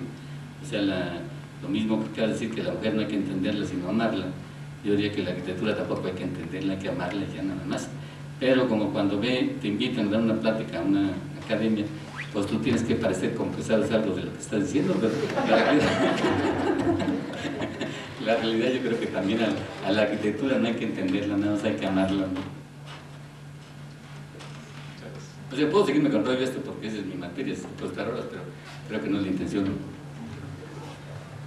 Armando, ¿ahora tienes algún comentario? Oscar, ¿quisieras hacer algo? Hiciste un recorrido, yo quisiera, bueno, ya que estamos entre los tres nos quedamos. Hiciste un recorrido muy objetivo de la semiótica seccional. ¿Qué es tu visión sobre los signos del México actual? Bueno, lo que no hay duda es que estamos en la globalización brutal, ¿no? Y eso yo lo veo como malo, ¿no? A mí me parece interesantísimo. Además que es una oportunidad para los arquitectos mexicanos y para todo aquel que tenga ánimo de crecer, de saltar esto, ¿no? Yo hasta hace muy poco tiempo eran las reglas tan ceñidas que si nacías pobre, pues casi lo que te quedaba era arquitecto pobre. Y ahora como quiera puedes tener la ilusión de que vas a saltar la valla, ¿no? Son otras reglas y el que las entienda yo creo que tiene oportunidades muy interesantes, ¿no? Yo creo que vivimos en un mundo que eso nos cambió. Sería impensable hace 15 años que un arquitecto pensara en hacer una casa Texas, por ejemplo. Así es impensable. Y ahorita sí se puede, ¿no? Ahorita se puede, no pasando todos esos trámites, porque eso que están inventando de reglamentos y demás suena de veras imposible, ¿no? Yo no me imagino un arquitecto mexicano que quiera pasar el sistema de registro para ejercer en Estados Unidos. O sea, ya el muchacho se recibe, trabaja en un despacho 3 años, hace la prueba y lo reprueba. Luego vuelve a intentar los años después y lo reprueba. Luego vuelve a intentar los años después y por fin pasa. Pero para el que vive allá, ¿no? Para un mexicano pasar todos los exámenes lo veo imposible. Pero, por otro lado, imagínate a un gringo tratando de sacarle una cédula de profesional en México. Es así, verdaderamente la locura, ¿no? A pesar de que aquí está nuestro presidente de la CINEA y que me puede rebatir de que hay tratados, que hay convenios. Imagínate un gringo tramitando una licencia de construcción. Es imposible, imposible. O sea, llegas y te dicen, no señor, usted tiene que tener 25% de área libre. Ya sabes, por ahí 25%, se lo llevas, no señor, es el 27%. ¿Cómo que usted me dijo 25? No, pero 27. Oiga, el reglamento no, es que ya se acabaron. O sea, ni nosotros entendemos. Yo no puedo imaginar ni un gringo tratando aquí con un funcionario para trancar una licencia, es imposible. Todo lo que va a pasar es que va a venir el gringo buscando al mexicano que sepa todas esas cosas y lo contrata. Y el mexicano va para allá, contrata un gringuito y lo pone a trabajar. Igual, pues hay gringos obreros. Lo que pasa es que tiene un mito. El 95% de los despachos gringos son de 2 o 3 gentes. Nada más luego vienen los monstruos, pero es toda una cantidad de despachitos chiquitos que también están en la maquila y están buscando la casita y andan ahí sobreviviendo. Digo, no es así, eso no es otro mundo. Hablan inglés, pero no hablan español, entonces ahí les ganamos. Yo sí creo que les ganamos, pero fácil, ¿no?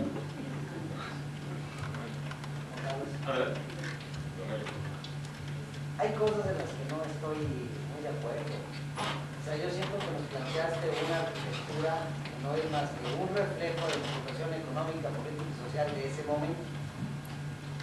Como la casa de bolsa, como el momento de la revolución, etcétera, ¿verdad? O sea, yo estoy de acuerdo que la arquitectura es el espejo más fiel que tenemos de la cultura de nuestras gentes. Nosotros somos los que hacemos ese reflejo.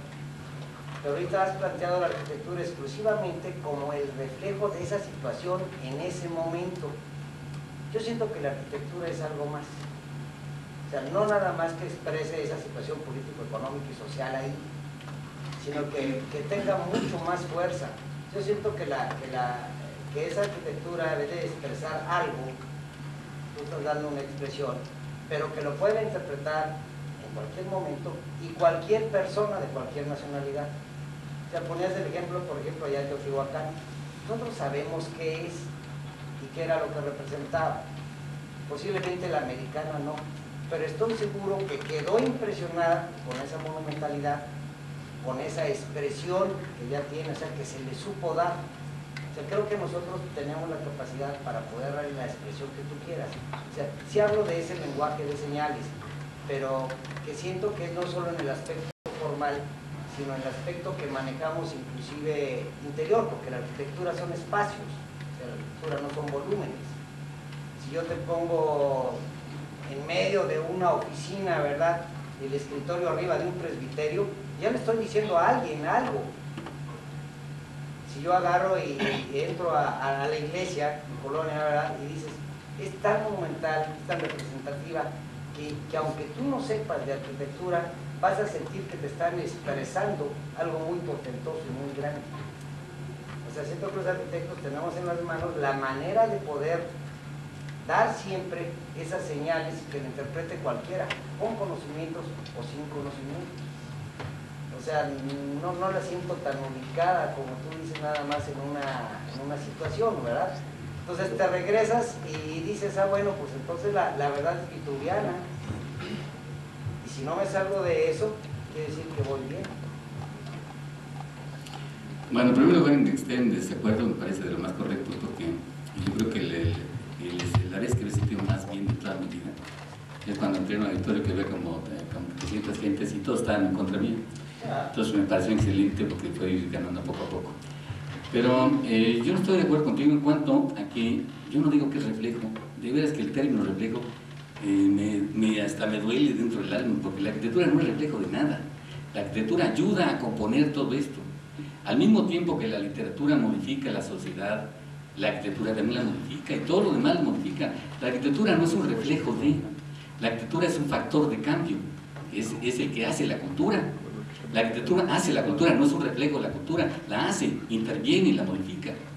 Entonces la arquitectura está jugando ese papel, no es un papel nada más de rebote. Ahora, yo lo dije, el análisis de la obra es en ese momento lo que significó, y ahí queda igual que un libro, lee los de abajo de Azuela, y los de abajo de Azuela pues tienen su contenido y en ese momento pues es válido. A lo mejor dentro de 100 años será un libro que ayude a entender cómo era el México de ese momento, pero ya no tiene las mismas implicaciones porque esa etapa revolucionaria terminó. Bueno, en la arquitectura es igual, esto su validez como mensaje sigue siempre. Mencionaba que todavía la Catedral de Colonia sigue vigente ahorita, ¿no?, después de 500 años. Entonces, si eso es vigente, entonces sigue vigente en cuanto a esto. Pero yo tengo que analizar desde el momento que le hicieron y para qué le hicieron. Y después pues tendrá otra serie de lecturas. De hecho, una obra arquitectónica tiene tantas lecturas como quieras, pero que dé el mismo mensaje, ahí sí no estoy de acuerdo. O sea, la gringa con Teotihuacán dice, no, es que grandote, pues sí. Pero una persona que siente ese espacio puede prácticamente hasta ponerse a llorar ante ese espacio. Yo creo que la arquitectura, la buena arquitectura, la mala arquitectura, es como una buena poesía o una mala poesía, o como caminar trotando o bailar ballet. O sea, a lo mejor el bailar el ballet, que sería la excelencia del movimiento plástico del ser humano, pues a lo mejor para algunos les parece que dice mucho y a otros no. Pero hay diferentes calidades de mover el cuerpo, ¿no? Desde el caminar hasta el ballet, desde el escribir para comunicarse como rudimentariamente hasta una poesía. Ese es el enorme gama de usar la letra. Y esa letra queda vigente. Si ahorita lees a Sor Juana Inés de la Cruz, pues lo que va a pasar es que entiende su época, entiende la maravilla de lo que hizo en su momento, pero siempre lo ubicas así como el pasado. Es válido todavía, desde luego tienes que leer y todo lo demás, pero son cosas que donde tuvieron repercusión fue en su momento. Y la arquitectura mexicana obviamente tenemos que verla en su momento, cómo actuó en el cambio, pero no como reflejo. La arquitectura no puede ser reflejo, los arquitectos cambiamos al medio, ¿no? Junto con todo lo demás, y a lo mejor somos uno de los factores menos drásticos en el cambio, pero somos. O sea, cuando tú creas y estoy de acuerdo contigo, el espacio interior es tal vez más importante que el exterior, ¿no? Yo he hecho una serie de estudios sobre la forma de vida del mexicano adentro. De hecho, trabajamos en un tiempo, precisamente con este cuate Forrest Wilson de Progressive Architecture, sobre la forma como vive una familia gringa y el espacio que necesita, cómo vive la mexicana y el espacio que necesita. Entonces ese espacio era muchísimo más importante que lo de afuera. Estoy de acuerdo contigo, lo que pasa es que en términos de una plática ni me podía meter en todo el rollo teórico, ni podía meterme en otras cosas, entonces opté por hacerlo lo más ligero posible, yéndome más o menos escalonadamente en la historia de la arquitectura contemporánea mexicana. Pero más para recapitular, qué bueno que ustedes estén en desacuerdo. Yo creo que la arquitectura no es reflejo. Y tercero, la validez queda siempre, pero cada quien la va a interpretar, depende de la información que tengan.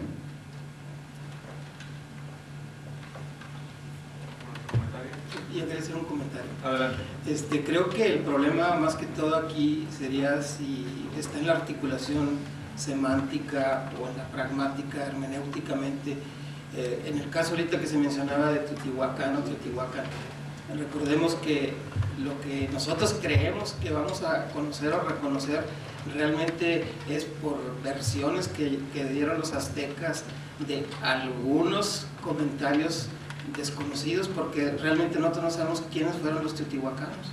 Cuando llegaron los aztecas ya no estaban los teotihuacanos, entonces creemos que entendemos la arquitectura teotihuacana, quizás la podamos sentir y la entendamos desde nuestra cultura occidentalizada, pero ese es precisamente el problema de la semiótica, de la semántica y la hermenéutica. O sea, tratar cuando menos decir esto que yo estoy pensando que es, puede ser que sea de otra manera. La gringa lo entiende de otra manera y yo lo estoy entendiendo de otra manera. Entonces eso es lo que nos da la posibilidad de que la arquitectura, como algo que no está totalmente acabado, está totalmente siempre en proyecto, nos emociona de forma diferente. Pero el que tengamos la historia completa de aquella comunidad, pues nos va a hacer valorar esa arquitectura diferente. Pero yo creo que no entendemos Teotihuacán porque ni los aztecas que estaban más próximos lo entendían. Y los nombres que tenemos, la calzada de los muertos, que para otros es otra cosa, que si llevaba agua o que se creaba una cascada musical, que si tiene el nombre de la pirámide del sol o de la luna por los que nosotros hacemos que el sol es más grande que la luna, son concepciones de otro tipo que quizás los teotihuacanos no tenían. ¿Quisieras agregar algo, Eduardo? Bueno, pues en este terreno pues es difícil saber lo que había, pero lo que pasa es que cuando se llegan a tener algunos supuestos, se basan desde luego en la arquitectura, que se me hace que es el lenguaje más claro, porque ese no lo podemos mover de ahí, de ese no lo inventamos, ese ahí está. Y por otro lado, el uso de eso. Por ejemplo, de frente, ¿se acuerdan? Está el Palacio de las Mariposas, el Palacio de Tlaquetzal, ¿no? Donde están unos espacios que eran evidentemente habitables, o sea, que no podemos dudar que es su habitación, y en medio el espacio que había para prender fuegos. O sea, si uno ve que primero que no hay puerta batiente, que no hay ventana, ¿qué quiere decir? Primero que la propiedad privada no existía. Al no haber ventanas que no estaban adentro durante el día. es decir, que espacios eran para dormir. Entonces, no se tiene que tener mucha imaginación para determinar una serie de cosas. Y si son cuartitos que tenían claros de 250, pues eso evidentemente no era para actividades sociales, era el dormitorio. Ahora, por otro lado, sí tenemos información respecto de la estructura mexica. Digo, de hecho, en cierta medida todavía permanecen muchas de nuestras culturas que todavía andan ocupando 10 millones de mexicanos por ahí. O sea, respecto a la estructura, se recordarán que eran grupos, eran de familias que se juntaban alrededor de un líder, ya que eran 8 familias que tenían un jefe que era un Chinacalec. Chinacalec se juntaba con otro grupo, donde había otro Chinacalec, y pues juntaban 4 de estos, y había un Yautashka, se juntaban los Yautashka en un Tecutli, luego un Tecutli, Tecatecutli. Todo esto, que era una estructura bastante armada en cuanto a todo esto, pero ve uno el espacio que es habitable, que no se puede estar durante el día, que no hay iniciativa, que no hay propiedad privada, que hay lugar para preparar la comida de ese grupo, pues no se necesita ser así muy profundo conocedor para determinar que ese espacio es un lugar de habitación de un conjunto de familias que vivían alrededor de ese patio abierto. Y el templo ese, pues yo creo que no se puede confundir ni con fábrica ni con otra cosa más que un templo religioso. Que fuera del sol o fuera de la luna, pues a lo mejor no, y que eso puede quedar en duda. Que arriba, de que simplemente era una plataforma para poner arriba un templo, que además probablemente fuera de madera y que se perdió con el tiempo, pues eso hay muchísimos antecedentes donde sí existen esos templos. En la tierra maya, pues hay templos de piedra arriba de estos templitos, ¿no? Que si lo vemos bien, se parece mucho a la lucha por alcanzar los cielos de estos edificios en China y en Estados Unidos. O sea, subir y subir y subir por alcanzar el cielo, porque siempre se vio como que lo bueno estaba arriba y lo malo estaba abajo. Entonces, casi en todas las, en las civilizaciones que conozco, arriba es lo bueno, abajo es lo malo. Y entonces, entre más subas, pues más ligada con el cielo estás. Si levantas una base sota, un zócalo tremendo que es una pirámide, y arriba te pones un templito y luego sale un cuate con una corona de plumas, que eso también es una cosa que sabemos, pues seguramente debe haber sido impactante, ¿no? Ahora hay restos de pintura, o sea, yo creo que no estamos inventando, ¿no? A lo mejor hay un cierto nivel de invento, pero la pintura existe, que todo estaba recubierto con un mortero gigante que ese era pintado de rojo. Hay restos de pintura por todos lados. O sea, imaginarse pinturas pintadas, los instrumentos musicales existen. O sea, hay que imaginarse eso con inciensos, un tipo allá arriba con un plumaje, otros danzando el mitote, que todavía existe, la palabra entró al español como mitote, ¿no? Ahí danzando 1000 gentes en un piso perfectamente preparado para recibir las aguas de lluvia, y luego por un lado el Teponaztli, por el otro lado el Huehuetl, y todo esto danzando. Debe haber sido maravilloso, ¿no? Y todo esto yo creo que sí era cierto, digo, pues al final de cuentas ha quedado hasta nuestros días. No estamos inventando ni la ropa, ni el alimento, ni las costumbres. Entonces, si estas costumbres de ahora las metemos en ese espacio, pues estaremos muy cerca de la realidad. Ahora que estoy de acuerdo, debe haber un cierto margen en la fuerte imaginación de los arqueólogos y demás que me ponen ahí, pero yo creo que sí tenemos información, ¿no? Arquitecto, nada más cuando hablamos de reflejo, los arquitectos somos ese espejo. Fíjate que ahí sí lo noto como agresión. No, imagínate que le diéramos a un literato. Fíjate, premio Nobel Octavio Paz, que tú no escribes ni cambias nada, tú eres un reflejo. ¿Interpretas? ¿Interpretas? ¿Escribes? No, pero pues él no es un reflejo. Yo creo que los escritores han cambiado la cultura. Y los arquitectos también. Nosotros la captamos y la hacemos. Pues aquellos la captan también. Pues digo, ¿de dónde van a sacar información? Cuando escribe Octavio Paz algo, pues lo absorbió de todo, y a lo mejor de arquitectura también vio la arquitectura y luego la pasó. Entonces, en ese caso, diríamos que el poema de Octavio Paz es reflejo de la arquitectura. Por eso, de lo que vio. Pero no podemos ser reflejo. Yo creo que el arquitecto es actuante, yo creo que el arquitecto modifica, ¿no? Toda la arquitectura de Legarreta de los años 20 es verdaderamente maravillosa, coincide totalmente con la política del Estado, con una política socialista, digo, no hay ninguna duda, pero no es reflejo, es actuante junto con los mismos gentes que estaban escribiendo las leyes y con los que estaban haciendo medicina, y con todos estamos al mismo tiempo. La medicina no es reflejo de la sociedad, la medicina cambia y todo cambia, pero los arquitectos cambiamos también. Creo que no. ¿Algún otro comentario? Adelante. Yo quisiera nada más destacar una idea que diga si está usted de acuerdo o no con esto.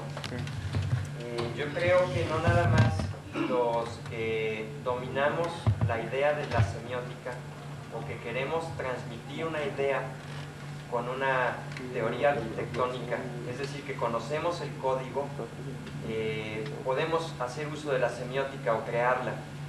Por ejemplo, la semiótica es la organización o el estudio de los símbolos, de los signos. Cuando ponemos un signo tras otro, creamos una unidad, es una comparación lingüística, y vamos formando el código, que sería el lenguaje.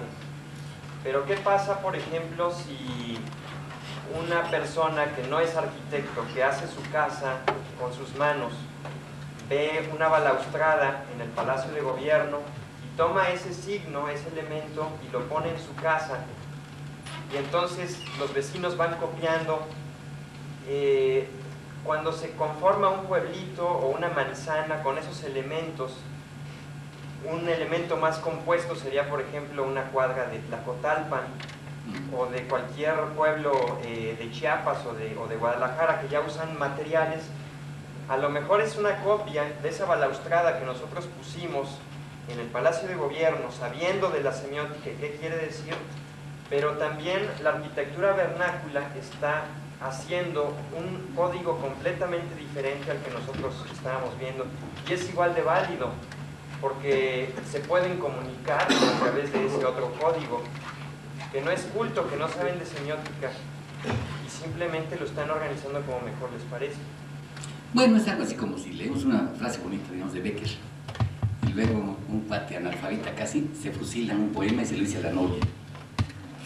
Digo, es válido, ¿no? O sea, sí se vale fusilar algo de alguien que sabe, alguien que no sabe y que lo utilice. Y si lo toman, pues va a ser exactamente lo mismo. Va a ser precisamente la imposición ideológica de la clase media que se impone sobre la clase más baja, como otros elementos. Y seguramente también va a tener un tocadiscos o un CD room y todas esas cosas, y va a tener música de, a lo mejor, de los Beatles. Entonces, el tocadiscos dentro de esa choza, con la balaustrada que dicen, tienen el mismo significado desde el punto de vista ideológico en el cambio de mentalidad, en el cambio de ideología de esa clase sin formación académica. Pues así, o sea, que lo van a absorber en alguna manera, ¿no?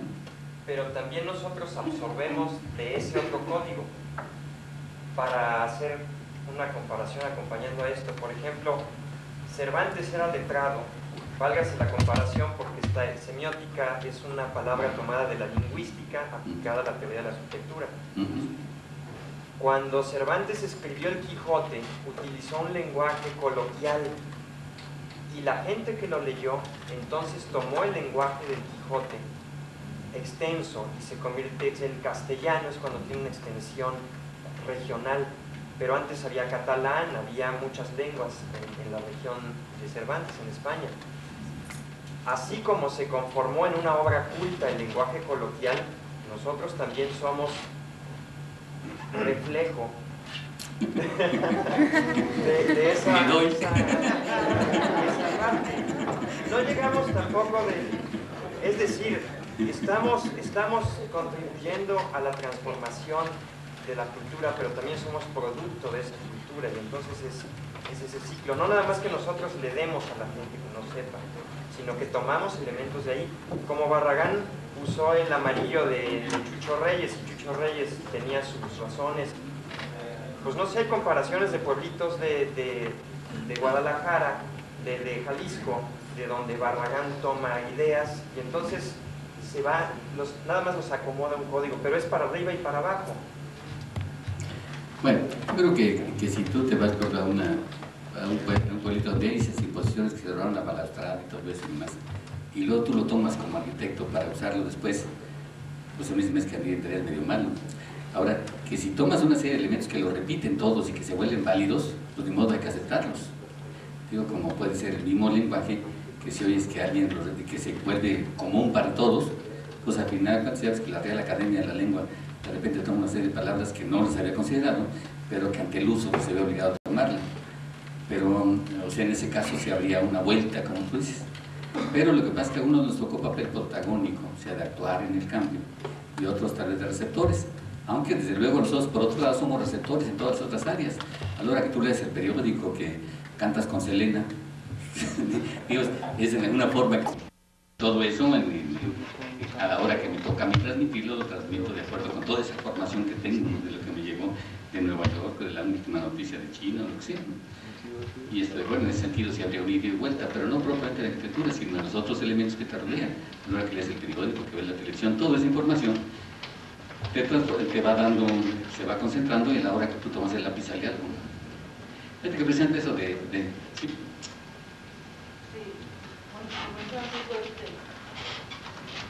Como yo no entiendo, o como ha entendido lo que estoy diciendo, tal vez es un proceso dialéctico en donde el arquitecto está sintetizando los aspectos económicos, sociales, los sintetiza y los expresa, pero y esa expresión puede ser que aporte y que transforme, y mi pregunta es si para hacer eso se requiere que el arquitecto tenga conciencia de cómo está haciendo esa síntesis y cuál es el objetivo de transformar este objetivo, o si se da así nada más inconscientemente. Se da inconscientemente, ¿no? Pues el escritor, no sé, yo creo que cuando a alguien le gusta hacer un cuento, pues yo creo que está haciendo un cuento porque le gusta hacer un cuento. Quien es la en ese momento ni siquiera está tomando en cuenta toda la profundidad de que ese cuento vaya a rebotar, ¿no? Yo imagino que muchos escritores ni siquiera han pensado que a la hora de terminar un cuento, ese cuento va a ser a trascender y va a cambiar la sociedad. Yo creo que pueden escribir y ya. Yo creo que lo mismo pasa con el arquitecto, o sea, puede haber conciencia o no conciencia, pero el hecho que actuamos en el cambio, actuamos igual que el escritor, no importa que tenga conciencia o no conciencia. Claro que yo creo que es más factible que uno pueda mandar un mensaje si está uno entendiendo su papel como interventor, como promotor del cambio social, y está uno actuando en cuanto a eso. Si está uno consciente de eso, pues yo creo que ayudaría, pero no necesariamente. Yo creo que perfectamente puede uno mandar mensajes sin tener la conciencia de que está uno mandando esos mensajes, ¿no? Eduardo, pasamos a la última pregunta. Sí. Yo pienso que esta interpretación que se le puede estar dando a la teoría de la arquitectura, debemos de considerar el papel de la mentalidad que puede tener el arquitecto, el creativo, el reproductivo, el místico o el materialista, el político o el civil. ¿Qué mentalidad tiene el arquitecto en el momento en que está diseñando esa arquitectura para que se produzca? Yo pienso que ahí se podría enfocar en que unos interpretan de una forma, si hay reflejo o no hay reflejo. Para un creativo definitivamente no hay reflejo, para un reproductivo hay mucho reflejo. Eso es lo que yo creo. Pues en mis de bolas, la verdad. Hay una ventaja de ser viejo, que cuando era muy joven y me preguntaban algo, pues no podía decir que no sabían, que estaba en un trabajo enorme. Pero llega a cierta edad que lo dices con una escritura, que lo terminé. Entonces, no te digo bien, pero yo creo que podía, me gustaría sacar un ejemplo de esto de los mensajes. Voy a poner como ejemplo una puerta y cómo la puedes interpretar. Hace, yo creo que como 10.000 años alguien inventó una puerta, hizo un hoyo de este tamaño por este tamaño y cabían todos. Entonces ya la puerta se inventó. Sin embargo, ahorita debe haber 20.000 arquitectos en este país y a lo mejor 100.000 en toda América, entonces, trabajando sobre el diseño de una puerta. Entonces, ¿para qué? Si ya están, ya la inventaron. Entonces, quiere decir que no es el problema de cómo hacer un hoyo para pasar de un lado a otro, ese no es el problema, nunca ha sido. Es el problema que está arriba de eso. Entonces, pongo a mis alumnos un ejemplo. Digo, a ver, da una puerta de una casa de interés social. Entonces sacan una hoja de triple de 90 por 2 y es imperfecto. En 90 caben todos los pobres, porque además los pobres son flacos y pasan perfecto. Son chaparros, o sea, en 2 10 caben todos los chaparros. Gente que mide más de 2 10 prácticamente no existe en México. Entonces todos caben. Bueno, si caben ahí, ¿para qué inventamos una puerta? Ya la puerta de 2 10 ya funcionó. Sin embargo, si le digo, a ver, hazme ahora una puerta para una casa de un cuate de la clase media. Entonces, no, pues la clase media es más importante, vamos a ponerle su barnicito, le ponemos una monturita por acá y un vidrito aquí a un lado, un vitralito. Bueno, entonces ya es para que el señor, ya ese vitralito no se mueve, pero entonces para que siente que cabe espiritualmente, ideológicamente. Entonces entra. Y luego la siguiente puerta le pones otro vidrito acá. Luego te toca, pues no sé, supone que Salinas estuviera llamando aquí agua legua, si quisieras una puerta. Oye, man, le pones un vitralote acá, otro vitralote acá, una hoja de 2 metros, aunque estuviera chaparro, no importaba, ¿no? Y haces una puerta de 1.50, aunque le nivelabas, porque abrir una hoja de 1.50 es muy incómodo. Entonces la abrías de acá hasta acá, pero era una puerta que pasabas por 1 metro. Y arriba le pones un frontón de vidrio así gigante, es una puertota de 2 por 3 metros. Si haces una puerta para con Museo de Antropología o las delegaciones, el Palacio de Gobierno, pues es para el pueblo, entonces una puerta de 10 metros por 3 de altura. Y si es para una iglesia, ¿cómo la haces? Pues haces una puerta, ¿cómo es una puerta de una iglesia? ¿Para qué es? La casa de Dios, entonces la puerta para Dios, entonces tiene que ser 4 metros por 8 metros. Y así, pero resulta que para mí esas hojas son pesadísimas, entonces haces una puertita así como de perritos de puerta de pero resulta que lo pusiste de 8 metros, porque es la puerta de Dios, pero como nadie ha visto a Dios, entonces sabes cuánto mide, pero si